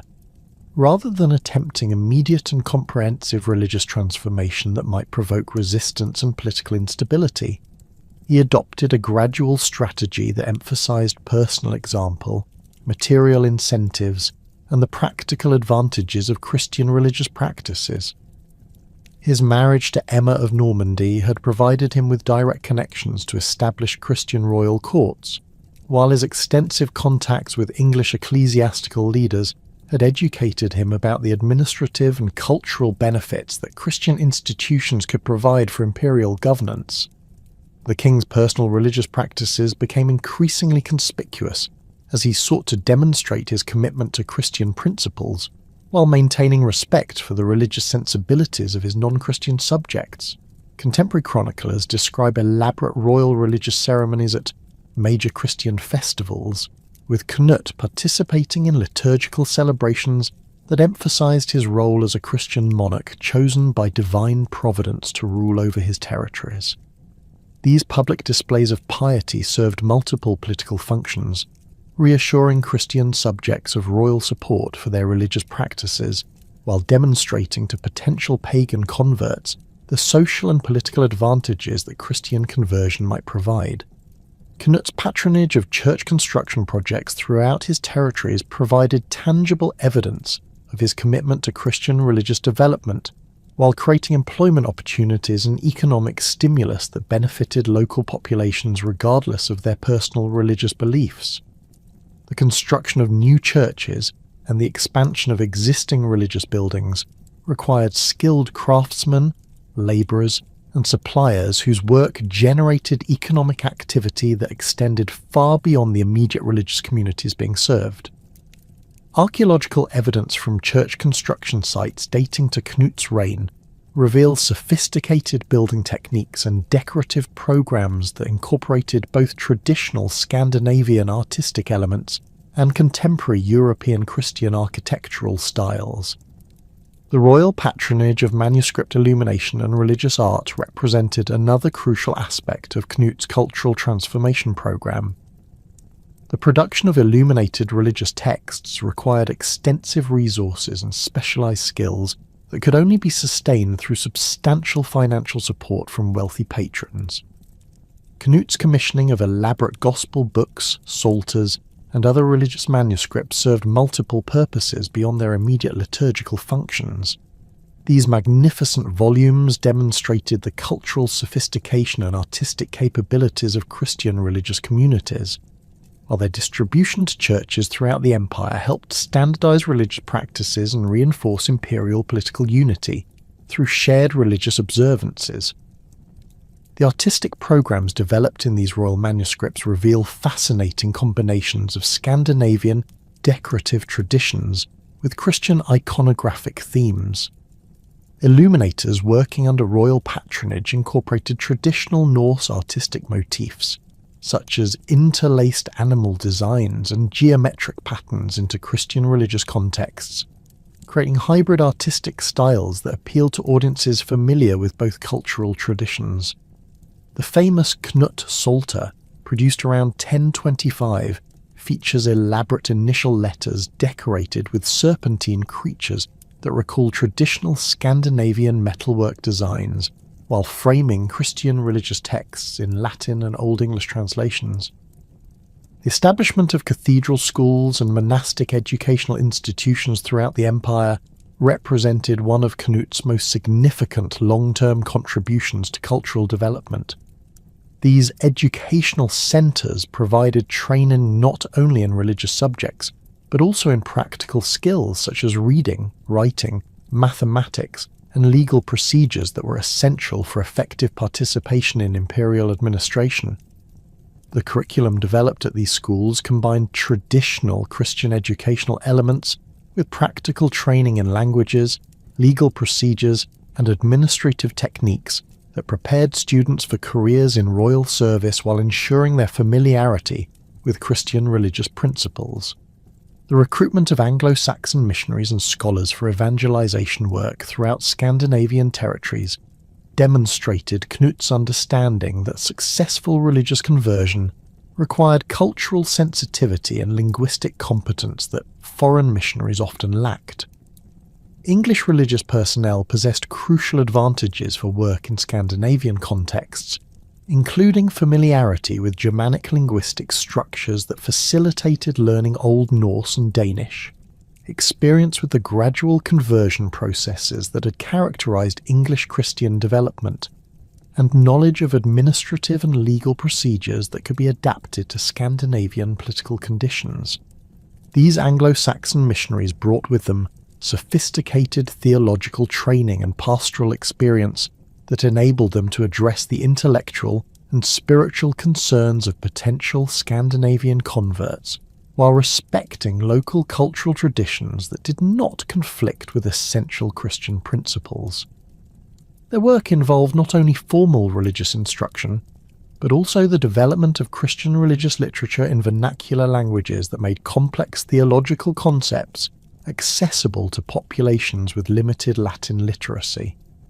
The translation of biblical texts, liturgical materials, and religious instruction manuals into Old Norse and Danish created the literary foundation necessary for sustainable Christian religious development throughout Scandinavian territories.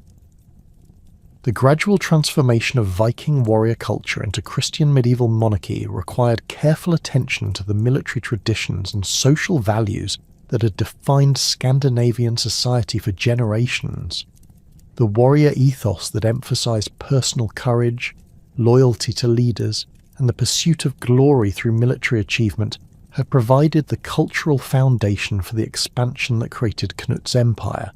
But these same values could potentially conflict with Christian teachings about peace, humility, and spiritual rather than worldly achievement.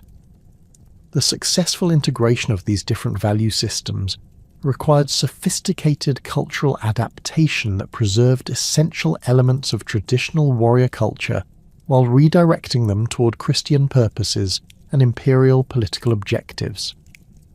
Knut's development of the House Carls as an elite Christian warrior brotherhood provided an innovative solution to this cultural challenge. These professional soldiers took religious oaths that combined traditional warrior loyalty pledges with Christian religious commitments, creating a hybrid military culture that maintained the martial effectiveness of traditional Scandinavian warriors while incorporating Christian moral principles and religious practices. The House Carls participated in regular religious observances and received instruction in Christian moral theology alongside their military training, creating a warrior elite whose personal identity combined martial prowess with religious devotion. The ceremonial aspects of housecarl service reflected this cultural synthesis through elaborate rituals that incorporated both military and religious elements. New recruits underwent initiation ceremonies that included both traditional warrior oath-taking and Christian religious vows, while their weapons and equipment were blessed by Christian clergy using liturgical procedures that emphasized their role as defenders of Christian faith and imperial authority. Archaeological evidence from royal military installations shows chapel buildings constructed adjacent to training facilities and barracks, indicating the integration of religious observance into daily military routine. The transformation of traditional Scandinavian royal courts into Christian medieval institutions required extensive changes in ceremonial protocols, architectural arrangements, and social hierarchies that had developed over centuries of pre-Christian political evolution. Traditional Norse royal halls had been designed to accommodate religious ceremonies honouring pagan deities, with architectural features such as high seats, ceremonial fire pits, and decorative programs that reflected traditional religious symbolism. The adaptation of these spaces for Christian royal ceremonies required creative architectural solutions that maintained the grandeur and symbolic authority of traditional royal spaces, while incorporating Christian religious elements and ceremonial requirements. Royal chapel construction within existing palace complexes represented one approach to this architectural challenge. These Christian religious spaces were designed to complement rather than replace traditional ceremonial halls, creating palace complexes that could accommodate both Christian religious observances and secular royal ceremonies that maintained connections to traditional political culture. The chapel at Roskilde, constructed during Knut's reign, exemplifies this architectural approach with its sophisticated stone construction and elaborate decorative program that incorporated both Christian religious imagery and traditional Scandinavian artistic motifs. The development of Christian royal ceremonial protocols required extensive consultation with ecclesiastical advisors who possessed expertise in European Christian royal traditions, while understanding the political and cultural sensitivities that characterize Scandinavian royal courts. These ceremonial innovations needed to demonstrate Knut's status as a legitimate Christian monarch comparable to other European rulers, while maintaining the personal accessibility and martial character that Scandinavian political traditions demanded from their kings. The resulting ceremonial synthesis created new forms of Christian royal ritual that would influence Scandinavian political culture for centuries.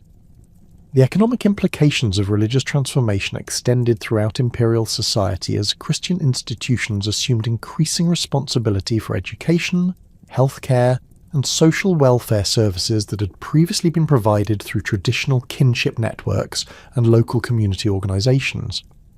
Monastic communities established hospitals, schools, and charitable institutions that served populations regardless of their religious affiliations, while demonstrating the practical benefits that Christian religious institutions could provide for imperial subjects. These social services required substantial financial support that was provided through royal grants, noble donations, and income from ecclesiastical landholdings that made Christian institutions major economic forces throughout the empire.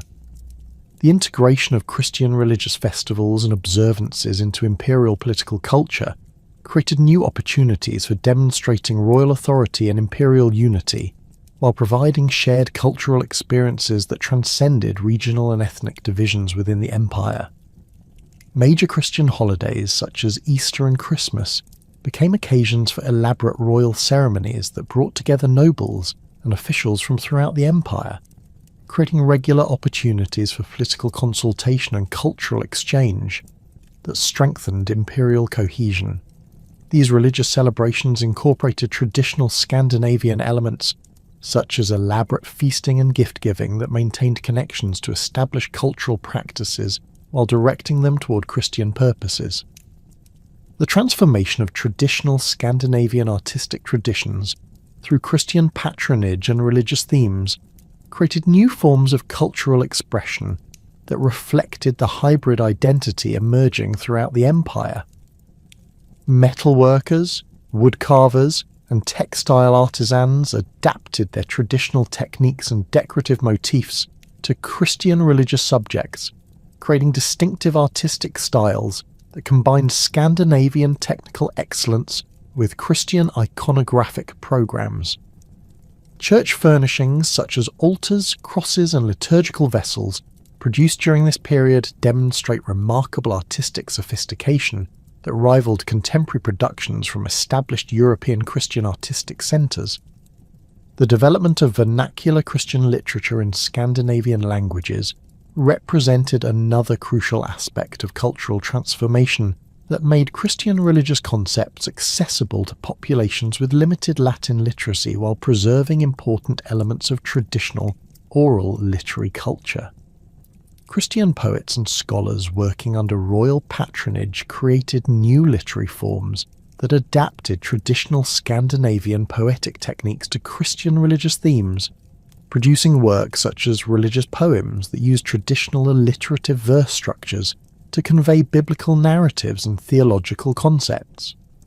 These literary innovations created cultural bridges that facilitated religious conversion while maintaining connections to valued traditional artistic forms.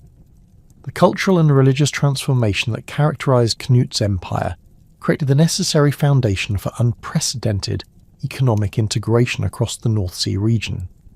By 1025, the standardization of legal codes, monetary systems, and administrative practices had removed many of the barriers that had previously fragmented northern European commerce.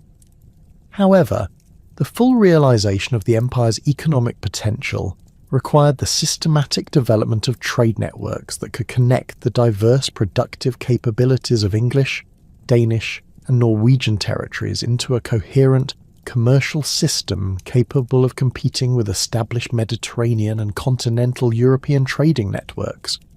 The geographical advantages of Knut's empire for maritime commerce were immediately apparent to contemporary observers. English territories produced high-quality wool that was increasingly sought after in Flemish textile centres, while Scandinavian regions controlled access to timber, iron, amber, and furs that were essential commodities for European markets. The empire's extensive coastlines and numerous natural harbours provided ideal conditions for maritime commerce, while the political unity that Knut had achieved eliminated the piracy and territorial conflicts that had previously made North Sea shipping dangerous and unpredictable. The development of systematic trade routes connecting these diverse regional economies required substantial investments in harbour facilities, warehouse construction, and navigational infrastructure that only imperial resources could provide. Archaeological excavations at major ports such as London, Winchester, Roskilde, and Trondheim reveal extensive construction projects during Knut's reign that transformed these settlements from regional market centres into international commercial hubs capable of handling the increased trade volumes that imperial integration made possible. The London waterfront in particular underwent massive expansion during this period, with new quays, warehouses, and administrative buildings that could accommodate the larger vessels and more complex commercial transactions that characterized imperial trade networks. The timber trade represented one of the most significant commercial developments within the empire, as English demand for high-quality Scandinavian wood created opportunities for systematic exploitation of Norwegian and Danish forest resources. English construction projects, including the numerous church buildings sponsored by royal and noble patrons, required substantial quantities of oak, pine, and other woods that were either unavailable or of inferior quality in English forests. The establishment of regular shipping routes between Scandinavian timber-producing regions and English construction centres created employment opportunities for woodcutters, shipbuilders, and transport workers throughout the empire, while generating customs revenues that supported imperial administration. The sophisticated logistics required for timber transportation led to innovations in ship design and cargo handling that influenced maritime technology throughout northern Europe. Specialized timber-carrying vessels developed during this period featured reinforced hulls and modified cargo spaces that could accommodate the long planks and heavy beams required for major construction projects. These ships incorporated design elements from both Scandinavian longship traditions and English cargo vessel construction, creating hybrid designs that combined the seaworthiness necessary for North Sea navigation with the cargo capacity required for profitable commercial operations. English wool production experienced dramatic expansion during Knut's reign, as imperial trade networks provided access to continental markets that had previously been difficult to reach through existing commercial channels. The empire's political stability and standardized commercial regulations made English wool increasingly attractive to Flemish textile manufacturers who required reliable supplies of consistent quality materials for their expanding production operations. Archaeological evidence from English sheep-raising regions shows substantial investments in improved pasture management and breeding programs during this period. indicating the systematic development of wool production capabilities that could meet growing international demand. The establishment of wool grading and quality control systems throughout English territories ensured that exported products met the exacting standards demanded by continental textile manufacturers, while protecting the reputation of English wool in international markets. Royal inspectors supervised the sorting and packaging of wool shipments, while standardized marking systems identified the regional origins and quality grades of different products. These quality control measures, unprecedented in medieval European commerce, helped establish English wool as a premium product that commanded higher prices than competing materials from other regions. The integration of Scandinavian amber and fur trades into imperial commercial networks created new opportunities for connecting northern European markets with more distant trading systems that extended into Eastern Europe and the Byzantine Empire.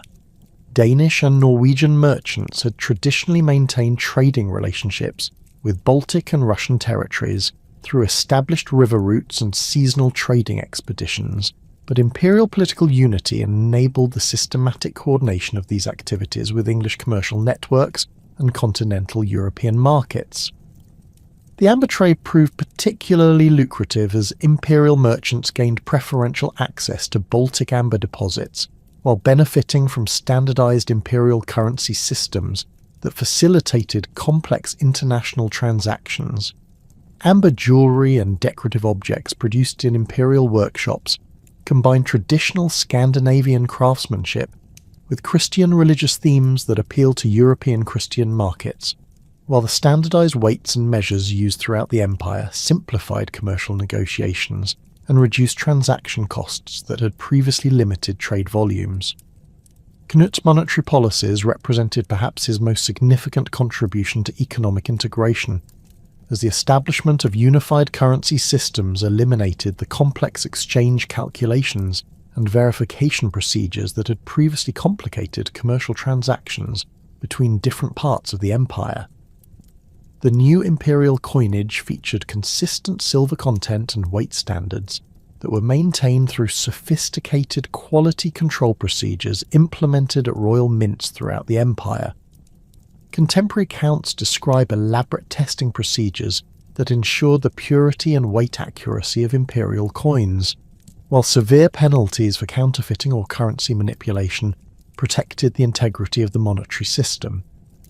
The artistic programs featured on imperial coins served important commercial functions beyond their obvious political symbolism. The consistent design elements that appeared on coins minted in different parts of the empire helped merchants and consumers identify authentic imperial currency, while distinguishing it from potentially debased or counterfeit coins that might be circulating in international markets. The use of Christian religious imagery on imperial coins also facilitated their acceptance in European Christian markets, where religious symbolism carried significant commercial and cultural weight. The technical sophistication of imperial minting operations reflected the high level of administrative coordination that economic integration required.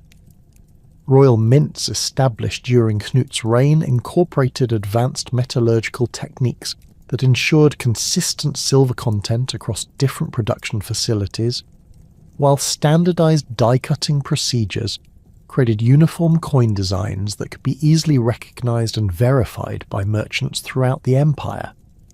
Archaeological analysis of coins from this period reveals remarkably consistent production standards that demonstrate the effectiveness of imperial quality control systems. Urban development in key trading centres reflected the economic opportunities that imperial integration created, while demonstrating the substantial investments that successful commercial expansion required. London experienced particularly dramatic growth during this period, with new residential areas, commercial districts, and administrative buildings that accommodated the increased population and commercial activity that imperial trade networks generated. Archaeological evidence reveals sophisticated urban planning that included improved street layouts, drainage systems, and waste management facilities that could support much larger urban populations than had previously been possible. The expansion of Winchester as a major administrative and commercial centre demonstrated the economic benefits that imperial political integration provided for regional urban development. The city's role as a royal administrative centre attracted merchants, craftsmen and service providers who supported both governmental operations and the increased commercial activity that imperial trade networks generated. New residential areas constructed during this period featured improved building techniques and more sophisticated architectural designs that reflected the increased prosperity and cultural sophistication that imperial integration made possible. Roskilde's development as a major Danish commercial centre illustrated the urban transformation that occurred throughout Scandinavian territories, as imperial trade networks created new economic opportunities for regional populations. The city's strategic location on Zealand provided ideal access to both Baltic and North Sea shipping routes, while its role as a royal administrative centre attracted the skilled personnel and financial resources necessary for sophisticated commercial operations. Archaeological excavations reveal extensive harbour improvements, warehouse construction and residential development that transformed Roskilde from a regional political centre into a major international trading hub. Trondheim's emergence as the primary Norwegian commercial centre within the imperial system demonstrated the economic benefits that political integration provided for previously peripheral regions. The city's location at the head of Trondheim Fjord provided access to Norwegian timber and mineral resources, while offering secure harbour facilities for vessels engaged in international trade. Royal investments in harbour infrastructure, administrative buildings, and commercial facilities created the physical foundation for commercial expansion, while imperial trade privileges and standardised commercial regulations attracted merchants from throughout northern Europe. Agricultural innovations throughout the empire reflected both the increased food production requirements created by urban growth and commercial expansion and the technological improvements that imperial resource coordination made possible. The introduction of improved ploughing techniques, crop rotation systems, and livestock breeding programs increased agricultural productivity while reducing the labour requirements that had previously limited agricultural expansion. These innovations were particularly important in English territories where urban growth and commercial development created substantial demand for increased food production. The establishment of systematic land management systems throughout imperial territories ensured that agricultural expansion could support both growing urban populations and the military forces necessary for imperial defence. Royal surveys conducted during Knut's reign documented existing agricultural resources and identified opportunities for expansion through land reclamation, forest clearing, and improved cultivation techniques. These surveys provided the information necessary for systematic agricultural development, while ensuring that military recruitment and taxation policies could be based on accurate assessments of regional productive capabilities. The development of specialised agricultural regions within the empire demonstrated the economic benefits that political integration and improved transportation systems could provide for regional agricultural development. English territories increasingly specialised in wool production and grain cultivation that took advantage of favourable climatic conditions and soil types, while Scandinavian regions focused on livestock raising and forest products that utilised their particular geographical advantages. This regional specialisation increased overall imperial productivity, while creating interdependencies that strengthened political unity through economic integration. The coordination of agricultural production with military requirements represented a crucial aspect of imperial land management that required sophisticated planning and resource allocation systems. The empire's military forces required substantial quantities of food, leather, and other agricultural products, while the seasonal nature of both agricultural production and military campaigns created complex logistical challenges that could only be addressed through systematic planning and coordination. The establishment of royal granaries, storage facilities, and transportation networks ensured that military forces could be supplied reliably while maintaining adequate food supplies for civilian populations. Imperial trade networks facilitated the exchange of agricultural techniques and crop varieties between different regions, leading to agricultural improvements that benefited populations throughout the empire. English agricultural innovations such as improved ploughing techniques and crop rotation systems were introduced to Scandinavian territories, while Scandinavian livestock breeding practices and forest management techniques were adopted in appropriate English regions. This technological exchange increased agricultural productivity while creating shared agricultural practices that strengthened cultural connections between different parts of the empire. The establishment of standardized weights and measures throughout imperial territories eliminated one of the most significant barriers to commercial expansion, while demonstrating the administrative sophistication that effective economic integration required. Previous commercial transactions between different regions had been complicated by the need to convert between different measurement systems, creating opportunities for fraud and dispute while increasing transaction costs that limited trade volumes. Imperial standardization created uniform measurement systems that were enforced through regular inspections and severe penalties for violations. The commercial benefits of measurement standardization extended beyond immediate transaction convenience to include improved quality control, more accurate pricing, and enhanced consumer confidence that encouraged commercial expansion. Merchants could make accurate quantity and quality comparisons between products from different regions, while consumers could be confident that standardized measurements reflected actual product quantities rather than regional variations that might disguise inferior value. These improvements in commercial reliability encouraged increased trade volumes while protecting the reputation of imperial products in international markets. The development of commercial law throughout the empire created legal frameworks that could address the complex disputes and contractual arrangements that international commerce required while respecting the diverse legal traditions that characterized different imperial territories.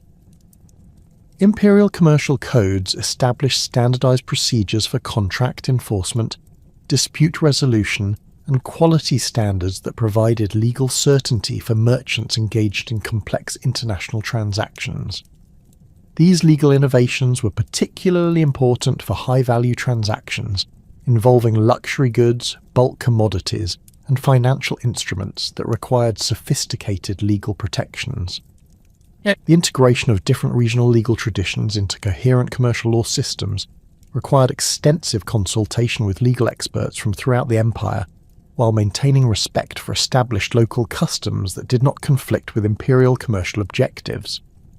The resulting legal synthesis created commercial law systems that combined the practical effectiveness of Scandinavian customary law with the procedural sophistication of Anglo-Saxon legal traditions and the international compatibility of continental European commercial practices.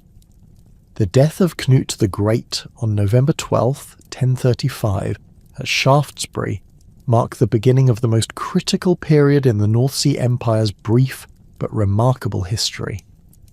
The king's sudden demise, possibly from illness contracted during his final campaign to secure Danish borders against German expansion, caught the imperial administration unprepared for the complex succession arrangements that his diverse territorial holdings demanded. Unlike the relatively straightforward hereditary transitions that characterized most medieval kingdoms, Knut's empire encompassed territories with fundamentally different succession laws, political traditions, and noble expectations that made unified imperial inheritance virtually impossible to achieve. The immediate aftermath of Knut's death revealed the structural weaknesses that had remained hidden beneath the surface of imperial unity during his lifetime. In England, where Anglo-Saxon legal traditions recognised the principle of royal election by the Witan, the succession question became entangled with broader issues of Danish versus Anglo-Saxon legitimacy. that had never been fully resolved despite 2 decades of Knut's rule. The English nobility remained divided between those who had accommodated themselves to Danish rule and those who had never abandoned hopes for the restoration of the native royal line. This division became particularly acute when news arrived that Edward and Alfred, the sons of Ethelred the Unready, who had been living in Norman exile, were preparing to assert their claims to the English throne. In Denmark, traditional succession practices emphasised the selection of the most capable adult male from the royal family, without strict primogeniture requirements that might elevate an inexperienced heir over more qualified candidates. The Danish nobility expected to play a decisive role in selecting Knut's successor, viewing their participation in this process as a fundamental right that validated their own political authority within the kingdom. However, the Empire's English territories had provided the majority of Knut's military resources and financial support, meaning that any Danish succession decision would need to accommodate English political realities and noble expectations. Norway presented perhaps the most complex succession challenge, as Knut's authority there had always been more tenuous than in his other territories. The Norwegian nobility had submitted to Danish overlordship primarily because of military necessity, rather than genuine acceptance of foreign rule, and many retained sympathies for the exiled Olaf Haraldsson's young son Magnus, who had found refuge at the court of Yaroslav the Wise in Kievan Rus. The prospect of a succession dispute provided Norwegian nobles with potential opportunities to reassert their independence, or at least to negotiate more favourable terms with whatever authority ultimately emerged victorious from the imperial power struggle. Harold Harefoot, Knut's son by his first wife Ælfgifu of Northampton, possessed several advantages in the emerging succession contest that initially made him appear the most likely heir to his father's imperial authority. His mother's Anglo-Saxon origins provided him with connections to English noble families that had maintained their influence despite the Danish conquest, while his upbringing in England had given him intimate familiarity with the administrative systems and political relationships that effective governance required. Contemporary sources describe Harold as an experienced military commander who had participated in several of his father's later campaigns, demonstrating the martial competence that Scandinavian political traditions demanded from their rulers. Harold's supporters emphasised his immediate availability and his established presence in England as crucial factors that distinguished him from his half-brother Harthacnut, who was occupied with Danish affairs and could not travel to England immediately following Knut's death. The practical considerations of imperial governance during a succession crisis favoured candidates who could assume authority quickly and decisively, particularly given the complex administrative coordination that the Empire's diverse territories required. Harold's faction argued that delayed succession decisions would create opportunities for imperial enemies to exploit the temporary power vacuum while encouraging internal rebellions that might prove impossible to suppress once they gained momentum. The political coalition that formed around Harold's candidacy reflected the complex ethnic and regional divisions that characterised English society after 2 decades of Danish rule. Many Danish settlers who had established themselves in England during and after the conquest campaigns viewed Harold as the candidate most likely to protect their interests and maintain the privileged positions they had achieved under Knut's rule. These Danish nobles controlled substantial military resources and occupied key administrative positions throughout England, giving Harold's faction significant advantages in any immediate power struggle that might develop. However, Harold's candidacy also faced serious obstacles that became apparent as the succession crisis developed. His mother's relatively modest social origins created legitimacy problems among English nobles who expected royal wives to come from established aristocratic families with appropriate political connections and social prestige. More significantly, Ælfgifu's previous relationship with Knut had not been formalised through Christian marriage ceremonies, raising questions about Harold's legitimacy that his opponents could exploit to undermine his succession claims.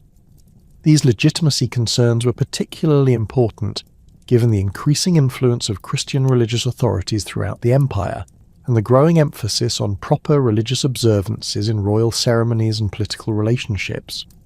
Harthacnut's position as Knut's son by Emma of Normandy provided him with legitimacy advantages that his supporters argued outweighed Harold's practical political strengths. Emma's status as the widow of Ethelred the Unready and her Norman royal connections gave Harthacnut claims to represent continuity with both Anglo-Saxon and continental European royal traditions. His birth from a properly consecrated Christian marriage eliminated the legitimacy questions that complicated Harold's candidacy, while his education in both Danish and Norman courts had provided him with sophisticated understanding of European diplomatic and political practices. The Norman connection proved particularly significant as the succession crisis developed, since Duke William of Normandy's growing power and territorial ambitions made Norman support or opposition a crucial factor in determining the ultimate outcome of English political struggles.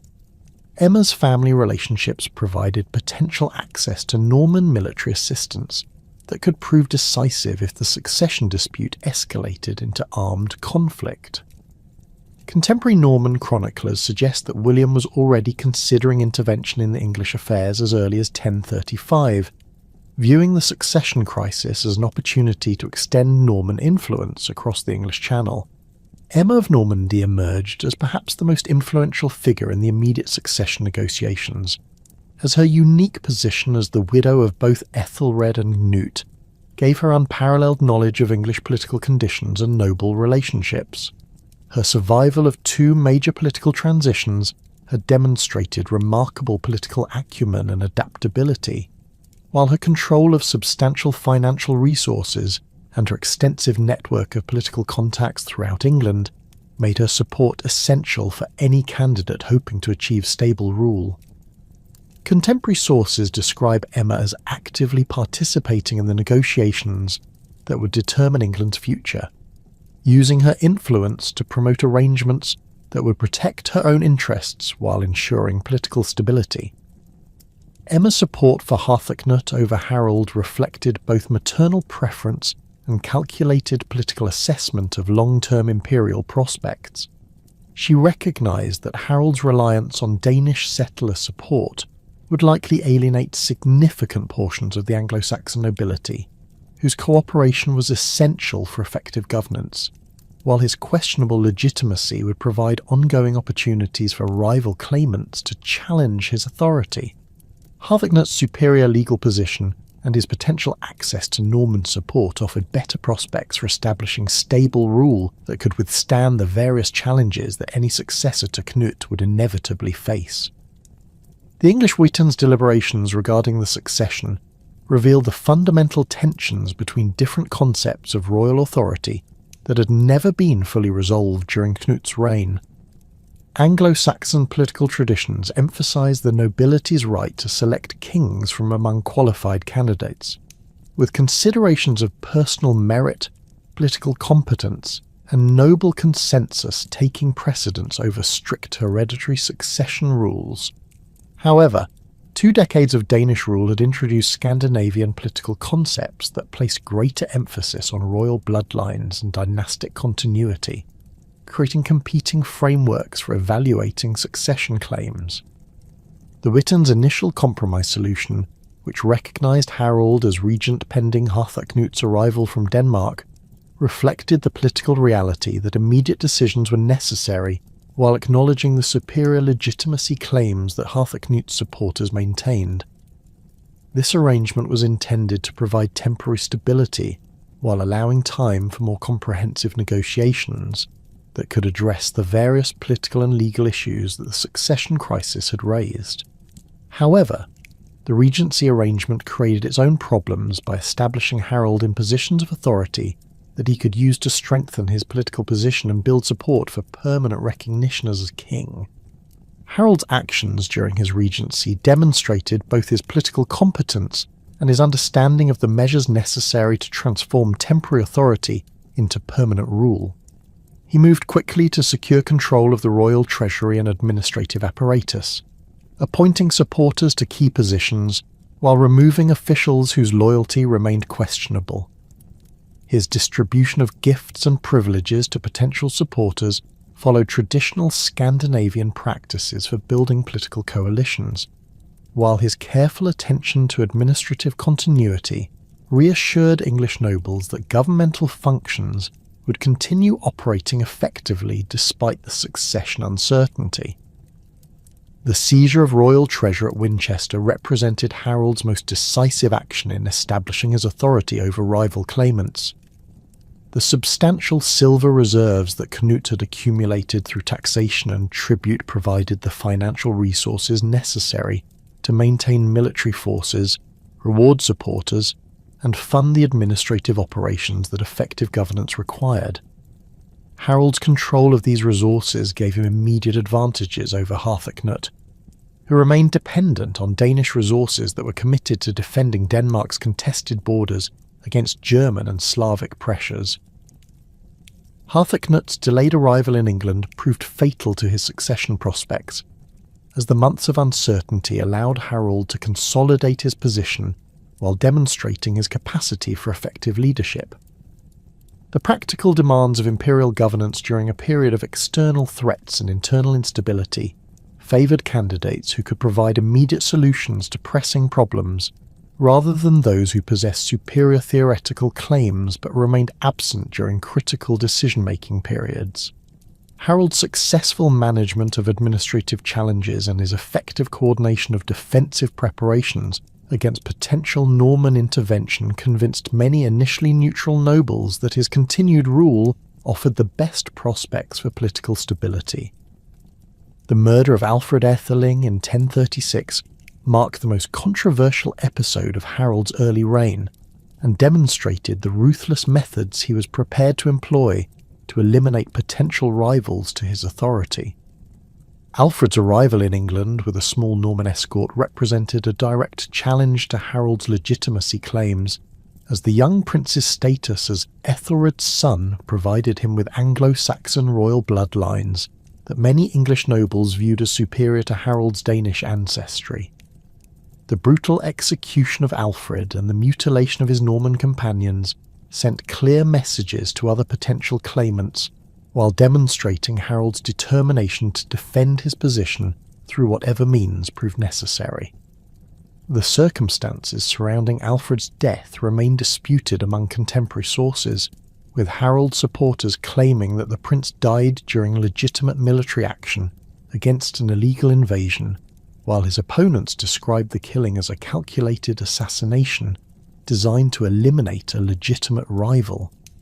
Archaeological evidence from the burial site at Ely suggests that Alfred suffered extensive injuries consistent with torture before his eventual death, supporting accusations that Harold had ordered his systematic mutilation as a warning to other potential challengers.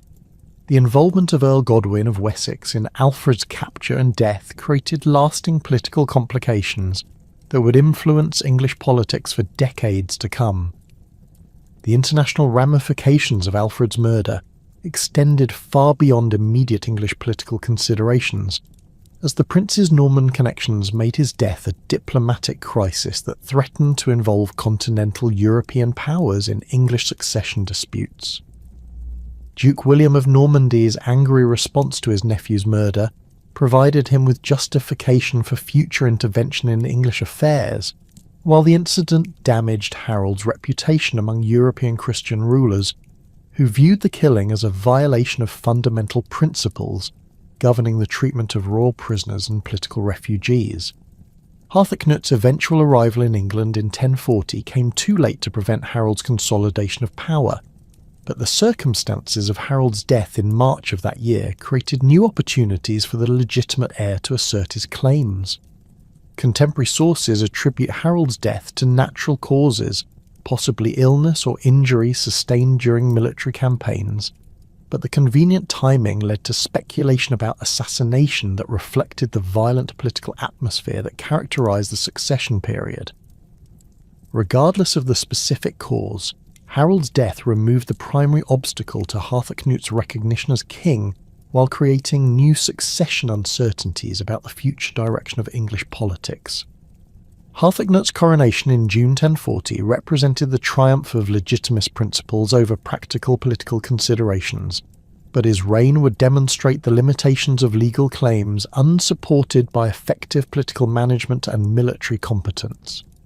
His harsh taxation policies, designed to fund the Danish military forces he'd brought to England, alienated English nobles who had grown accustomed to the relatively moderate fiscal demands that Harold's government had imposed. The new king's apparent preference for Danish advisors over English nobles created resentment among the Anglo-Saxon aristocracy whose cooperation was essential for stable governance. The brutal taxation measures that Harthacnut imposed to fund his government revealed his fundamental misunderstanding of English political conditions and the delicate balance of interests that successful rule required. His demand for massive tribute payments to support Danish military forces stationed throughout England created economic hardships that affected all levels of society while generating widespread opposition to his continued rule. The popular uprising at Worcester in 1041, which resulted in the deaths of 2 royal tax collectors, demonstrated the extent of popular anger while revealing the weakness of royal authority outside areas directly controlled by Danish military forces. Harthacnut's failure to maintain control over his Scandinavian territories proved equally damaging to his imperial prospects, as Norwegian and Swedish nobles took advantage of his absence in England to reassert their independence from Danish overlordship. Magnus of Norway, the son of Olaf Haraldsson, returned from exile in Kievan Rus to claim his father's throne, with support from Norwegian nobles who had never fully accepted Danish rule. The rapid collapse of Danish authority in Norway demonstrated the fragility of imperial control that depended primarily on personal loyalty to individual rulers, rather than institutional structures that could survive political transitions. The loss of Norwegian territories represented more than a simple reduction in Harthacnut's political authority. It eliminated crucial sources of timber, iron, and other resources that had supported imperial military and commercial operations.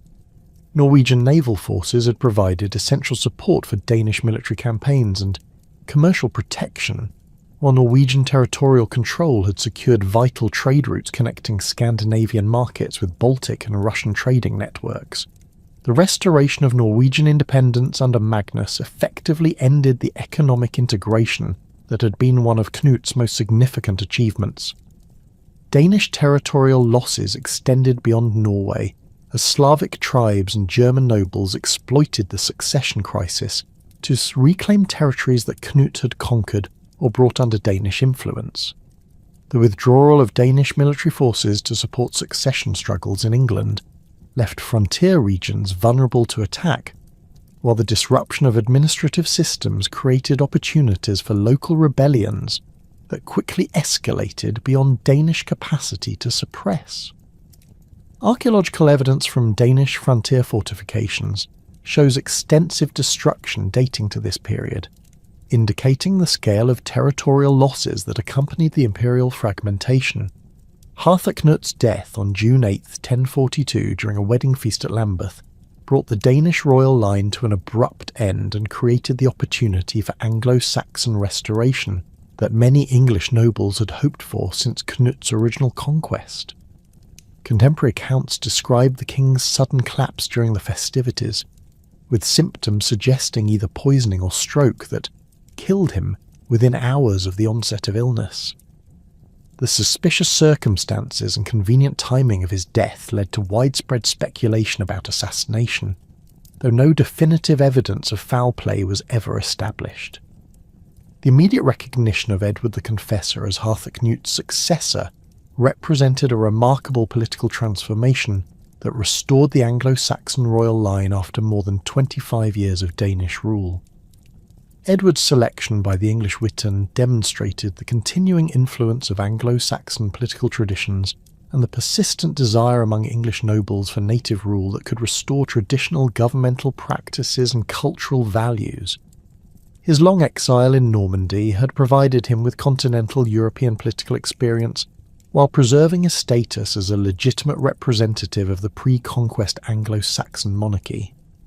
Edward's restoration marked the effective end of the North Sea Empire as a unified political entity, though the commercial and cultural connections that Knut had established would continue to influence Northern European development for generations. The fragmentation of imperial territories into independent kingdoms eliminated the coordinated policies and administrative systems that had created unprecedented economic integration across the North Sea region. However, the trading networks, legal innovations and cultural exchanges that had developed during the imperial period provided foundations for continued commercial and diplomatic relationships between the formerly unified territories. The collapse of centralized imperial authority created immediate challenges for the various successor states that emerged from the fragmentation process.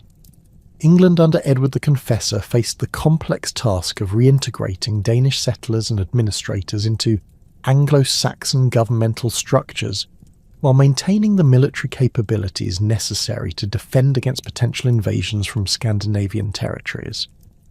The restoration of traditional Anglo-Saxon legal codes and administrative practices required extensive negotiations with Danish nobles who had acquired substantial land holdings and political influence during the conquest period. Denmark's reversion to its pre-imperial boundaries left the kingdom significantly weakened compared to its position during Knut's reign, as the loss of English tribute and Norwegian resources reduced the financial and military capabilities that had supported Danish expansion.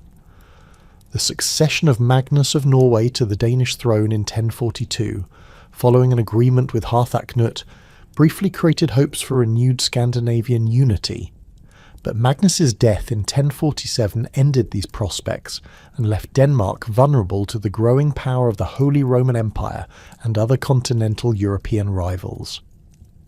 The restoration of Norwegian independence under Magnus represented a return to traditional Scandinavian political patterns, but the kingdom faced significant challenges in re-establishing the administrative and military systems that effective governance required.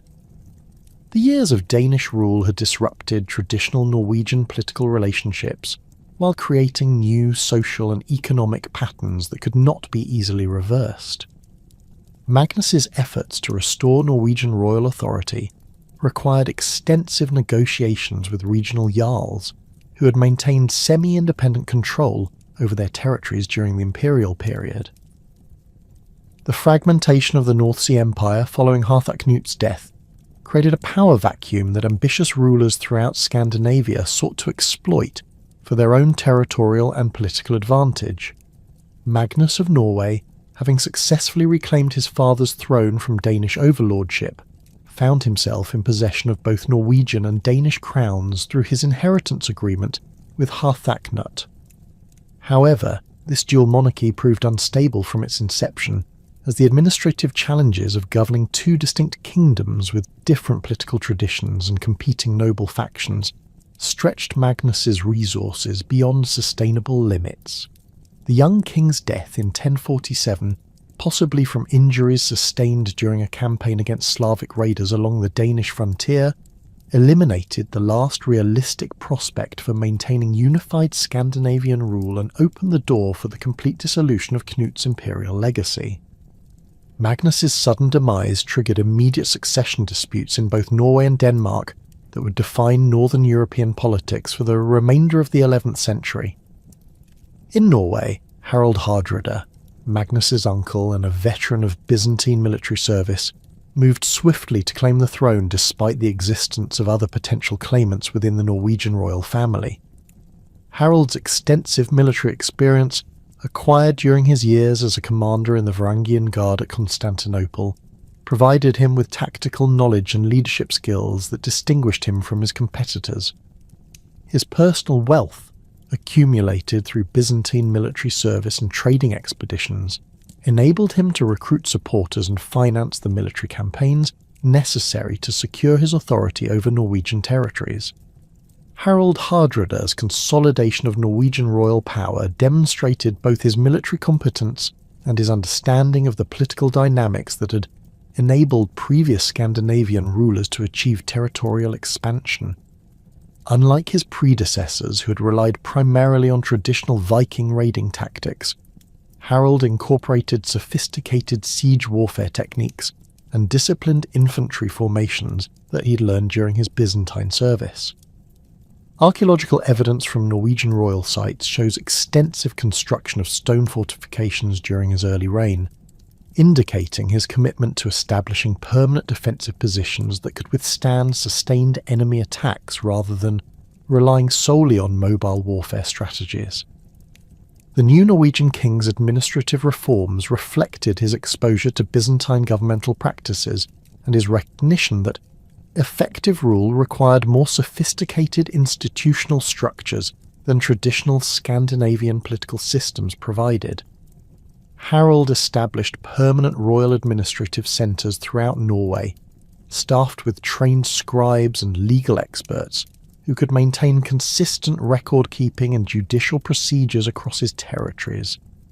These administrative innovations enabled more systematic taxation and military recruitment, while providing the bureaucratic foundation necessary for coordinating complex military campaigns and diplomatic negotiations. Harold's ambitions extended far beyond mere consolidation of Norwegian independence, as he recognised that the fragmentation of Knut's empire created opportunities for ambitious rulers to establish new imperial structures that might rival or surpass the achievements of his predecessors. His careful study of the factors that had enabled Knut's success, combined with his understanding of the weaknesses that had led to imperial collapse, informed his strategic planning for potential expansion into territories that had previously been united under Danish rule. The wealth and military experience he had acquired during his Byzantine service provided resources that previous Norwegian rulers had lacked, while the political instability that characterized post-imperial Northern Europe created opportunities for intervention that might not recur. In Denmark, the succession crisis following Magnus's death proved even more complex and destabilizing than the Norwegian situation. Svein Estridsson, nephew of Knut the Great, emerged as the primary claimant to the Danish throne, but his authority was contested by other members of the royal family and by regional jarls who had maintained semi-independent control over their territories during the imperial period.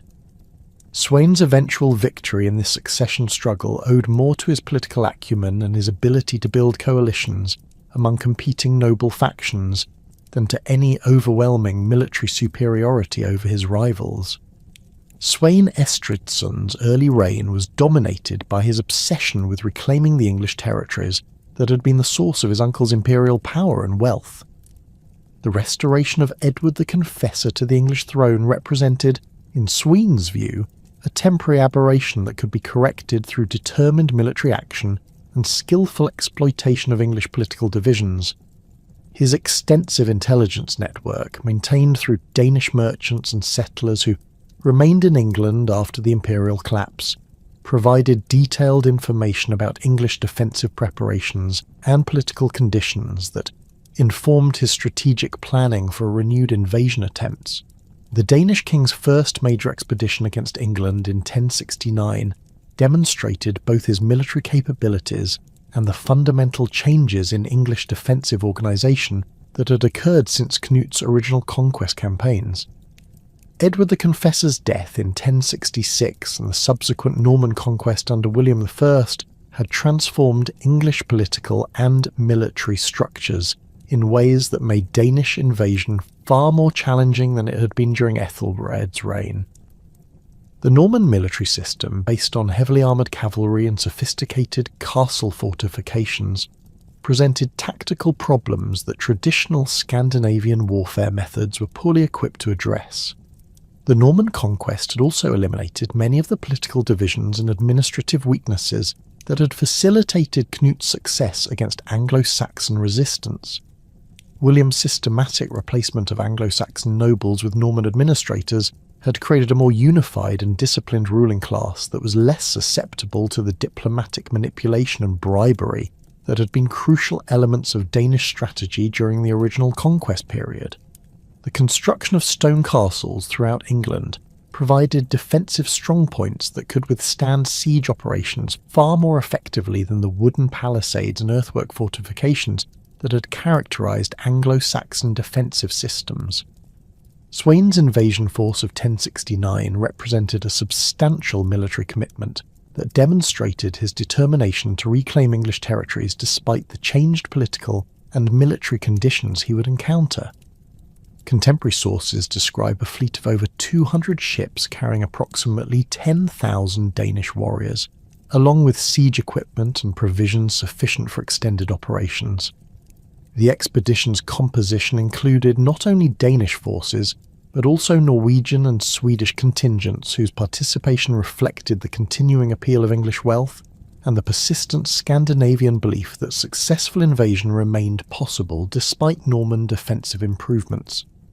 The initial Danish landings along the Yorkshire coast achieved tactical surprise and demonstrated that Norman defensive arrangements remained vulnerable to well-coordinated amphibious assault operations.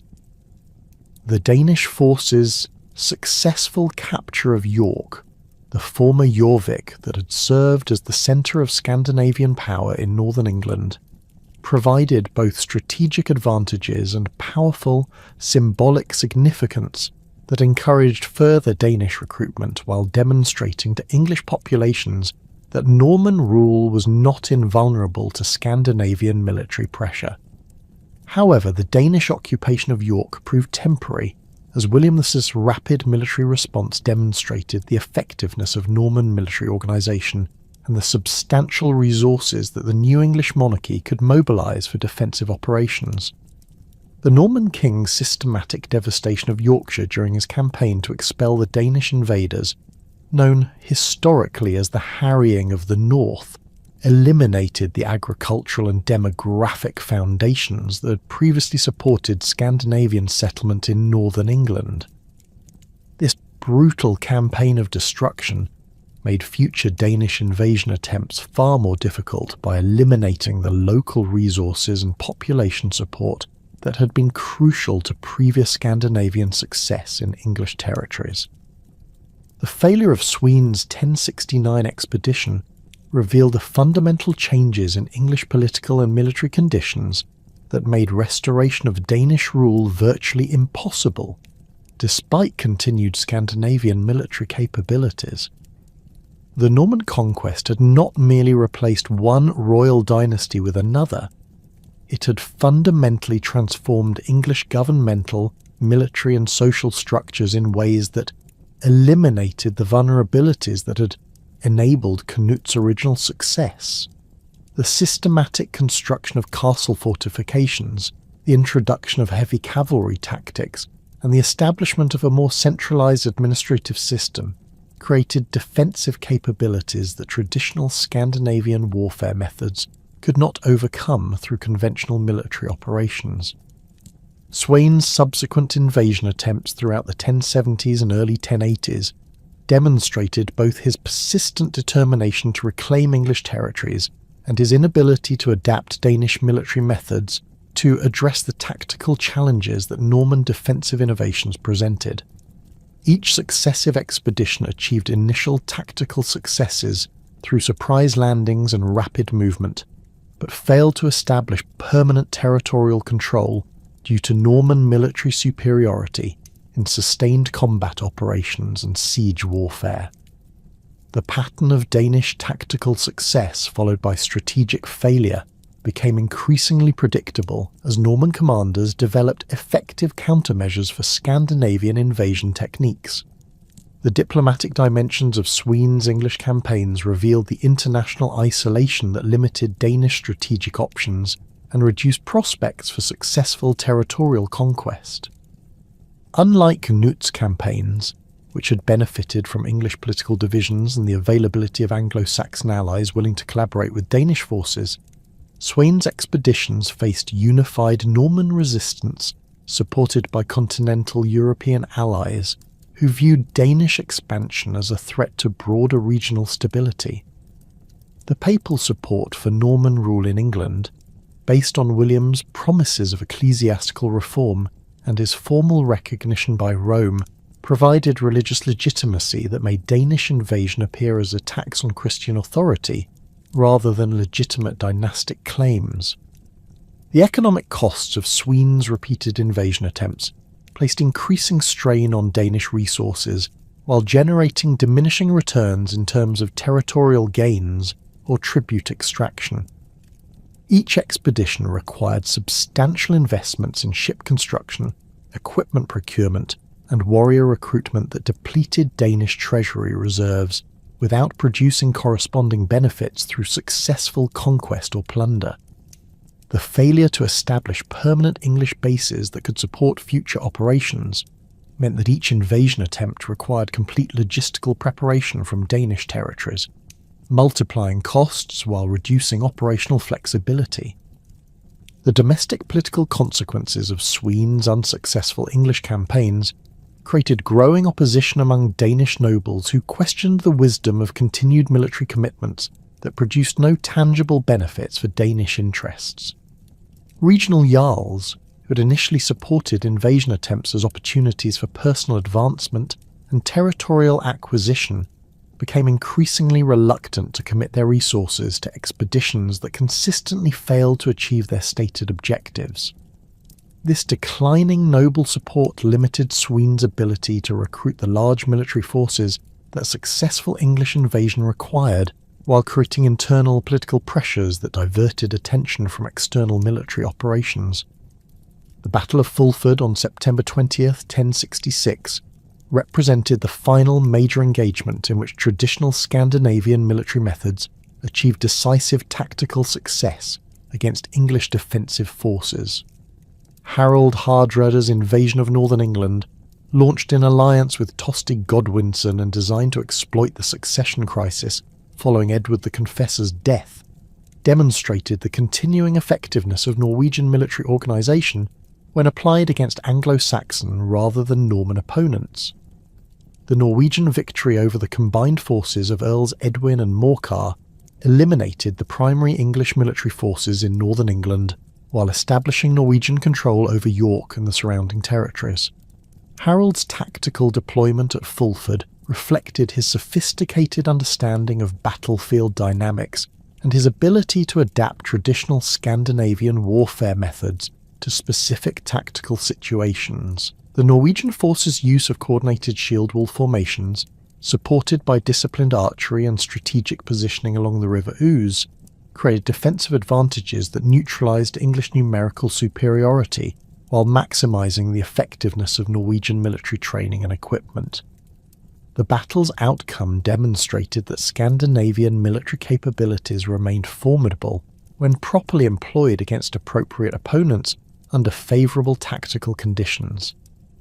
The strategic implications of the Norwegian victory at Fulford extended far beyond immediate territorial control, as Harold's success encouraged additional Scandinavian intervention in English affairs, while demonstrating to continental European observers that Norman conquest of England was not inevitable. The establishment of Norwegian control over northern England created the possibility of renewed Scandinavian imperial expansion that might restore the territorial unity that had characterized Knut's empire. Harold's diplomatic overtures to other Scandinavian rulers suggested his intention to coordinate broader military action that could overwhelm English defensive capabilities through simultaneous pressure from multiple directions. However, the Battle of Stamford Bridge on September 25, 1066, marked the decisive end of Scandinavian imperial ambitions and demonstrated the military innovations that would define medieval European warfare for centuries to come. Harold Godwinson's rapid march from southern England to confront the Norwegian invasion achieved strategic surprise that caught Harold Hardrada's forces unprepared for immediate combat operations.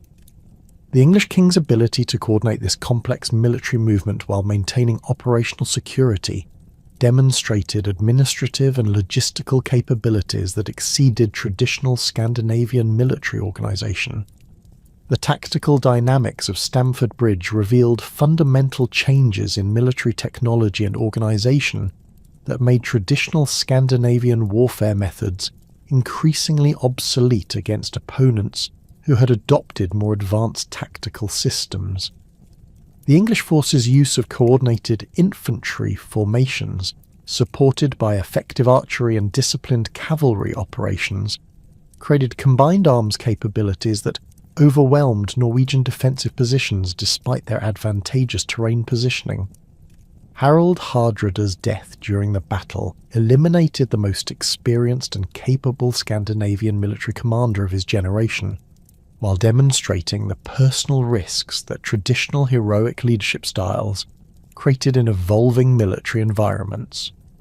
The symbolic significance of Harald Hardrada's death extended far beyond immediate military consequences, as his demise represented the end of the Viking Age and the traditional Scandinavian approach to territorial expansion through maritime raiding and conquest. Harald's personal career had embodied the international scope and military effectiveness that had characterized Scandinavian expansion since the 8th century, from his early participation in Norwegian civil wars through his service in the Byzantine Empire to his final attempt at English conquest. His death at Stamford Bridge marked the conclusion of an era in which individual warrior kings could achieve territorial expansion through personal military prowess and traditional Scandinavian warfare methods. The aftermath of Stamford Bridge demonstrated the fundamental transformation of Northern European political dynamics that made renewed Scandinavian imperial expansion virtually impossible. The Norwegian army's catastrophic losses, including not only Harald Hardrada, but also most of the experienced military commanders and elite warriors who had formed the core of Norwegian military capability, eliminated Norway's capacity for major overseas military operations for generations. The survivors' ignominious retreat to Norway, requiring only 24 ships to transport the remnants of an invasion force that had arrived in over 200 vessels, provided stark evidence of the magnitude of the Norwegian defeat. The internal Danish conflicts that characterised Svein Estridsson's later reign reflected the broader fragmentation of Scandinavian political unity that had been accelerated by the failures of renewed imperial expansion attempts. Regional jarls who had initially supported centralised royal authority as a means of achieving external conquest began asserting greater independence when it became apparent that royal military adventures were consuming resources without producing corresponding benefits for their territories. The gradual erosion of royal authority over peripheral Danish territories created political conditions similar to those that had characterised Scandinavia before Knut's imperial consolidation. The emergence of local rulers asserting independence from centralised royal control represented a return to traditional Scandinavian political patterns that emphasised regional autonomy and personal loyalty relationships rather than institutional governmental structures. Archaeological evidence from Danish regional centres shows reduced investment in royal administrative buildings and military installations during the later 11th century, indicating the declining resources available for centralised governmental operations. This political fragmentation eliminated the coordinated policies and unified military command that had been essential elements of Knut's imperial success. The loss of imperial cohesion had profound economic consequences throughout the former North Sea Empire territories, as the commercial integration that had characterised Knut's reign gave way to renewed trade barriers and competitive relationships between independent kingdoms. The standardised currency systems, unified legal codes, and coordinated commercial policies that facilitated unprecedented economic integration were abandoned as successor states pursued independent economic strategies that prioritised local interests over broader regional coordination. Archaeological evidence from major trading centres shows declining commercial activity and reduced construction of commercial infrastructure during the post-imperial period, reflecting the economic costs of political fragmentation. The cultural and religious changes that had begun during Knut's reign continued to influence Northern European development, despite the collapse of imperial political structures. The Christian conversion movements that had gained momentum under imperial patronage maintained their influence through ecclesiastical institutions that transcended political boundaries, while the legal and administrative innovations that had characterized imperial governance provided models for subsequent governmental development throughout Scandinavia. However, the loss of coordinated imperial support for these cultural transformations slowed their pace and reduced their geographic scope compared to the systematic changes that had occurred during the imperial period. By 1085, the final failure of Swene Estridsson's invasion attempts and the consolidation of Norman control over England had definitively ended any realistic prospects for renewed Scandinavian imperial expansion. The military, political and economic conditions that had enabled Knut's remarkable achievements had been fundamentally altered by the Norman conquest, the fragmentation of Scandinavian political unity, and the broader transformation of European military and governmental systems. The North Sea Empire's brief but remarkable existence remained as a historical achievement that demonstrated the potential for Northern European political integration, while illustrating the challenges that medieval imperial structures faced in maintaining unity across diverse territories and competing political traditions. The collapse of the North Sea Empire by 1085 marked not an end but a transformation, as the linguistic, legal and cultural innovations that had emerged during 3 decades of imperial unity continued to reshape Northern European society long after the political structures that had created them had dissolved. The depth of these changes became particularly evident in the evolution of the English language, where the intensive contact between Old Norse and Old English during the imperial period produced linguistic modifications that would fundamentally alter the structure and vocabulary of medieval English. Unlike the superficial borrowing that typically characterized contact between different languages, the sustained administrative cooperation and social integration that had characterized Knut's empire created conditions for systematic grammatical influence that extended far beyond simple vocabulary adoption. The grammatical simplification that characterized Middle English development owed much to the Norse influence that had intensified during the imperial period. The complex inflectional system that had distinguished Old English began to break down in regions where Danish and Norwegian settlers had established substantial populations, particularly in the former Danelaw territories, where Norse speakers had maintained administrative and commercial prominence throughout Knut's reign.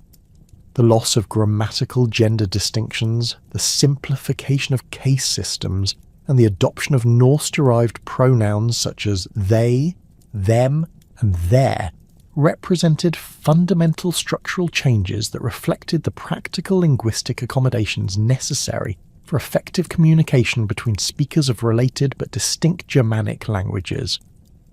The vocabulary changes that emerged from this intensive language contact extended far beyond military and maritime terminology to encompass fundamental concepts of law, government, and social organization.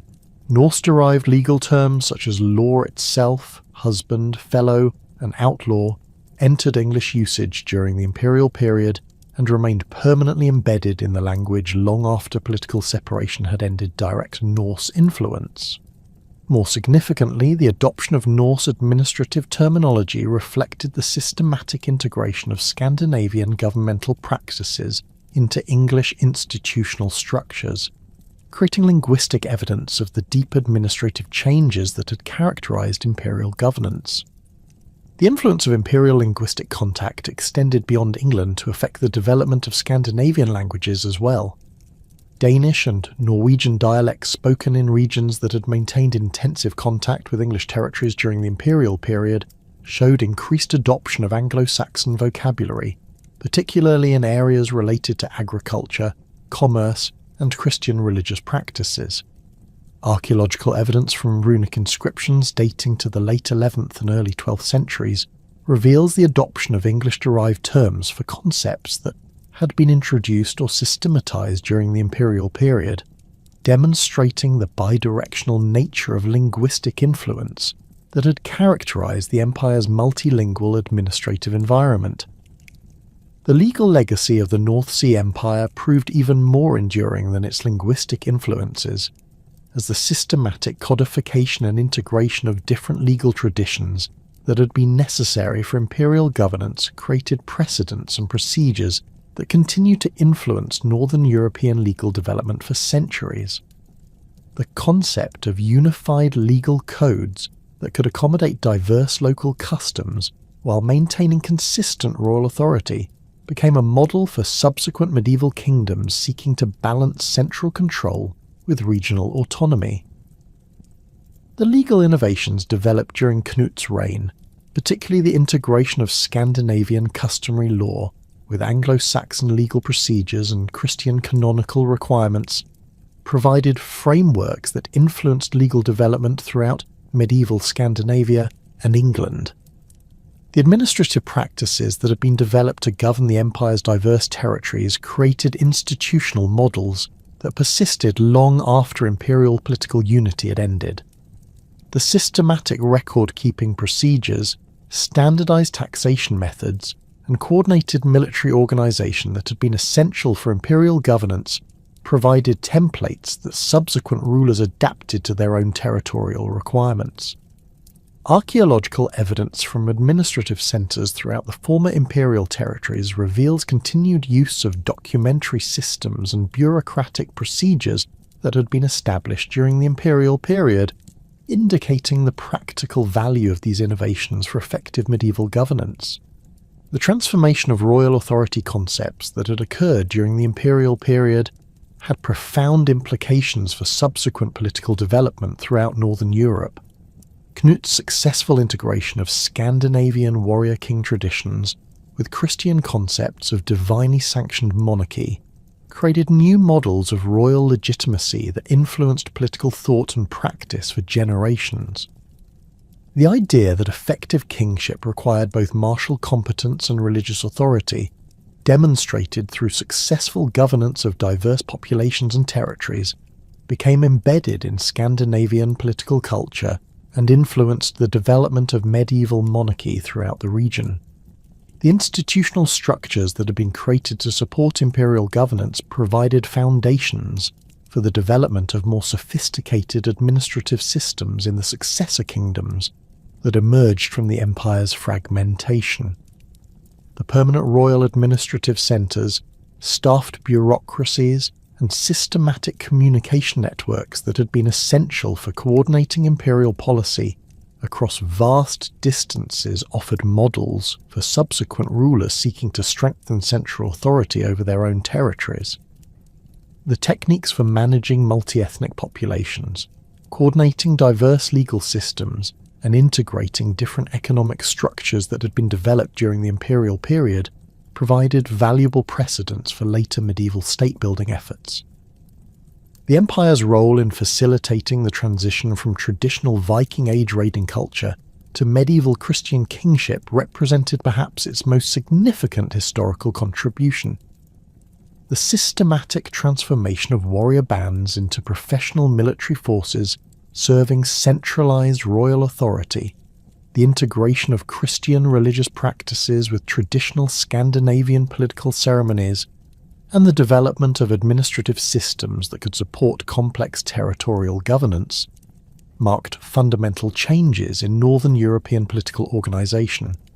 These transformations occurred not through sudden revolutionary change but through gradual adaptation and synthesis that preserved valued elements of traditional culture while incorporating new organizational methods and ideological frameworks. The military innovations that had been developed during the imperial period, particularly the creation of professional warrior elites serving royal, rather than regional authority, influenced military organization throughout medieval Europe. The housecarl system that had provided Knut with mobile strategic reserves capable of rapid deployment across the empire's vast territories became a model for subsequent efforts to create professional military forces that could maintain royal authority over extensive territorial holdings. The tactical innovations that had emerged from the integration of Scandinavian, Anglo-Saxon, and continental European military traditions provided foundations for the development of medieval warfare techniques that would characterize European military development for centuries. The religious transformation that had occurred during the imperial period created lasting changes in Scandinavian Christian development that extended far beyond the immediate political context of imperial governance. The systematic evangelization programs that had been supported by imperial resources, the integration of Christian religious practices with traditional cultural elements, and the development of indigenous Christian literary traditions in vernacular languages established foundations for sustained Christian cultural development throughout Scandinavia.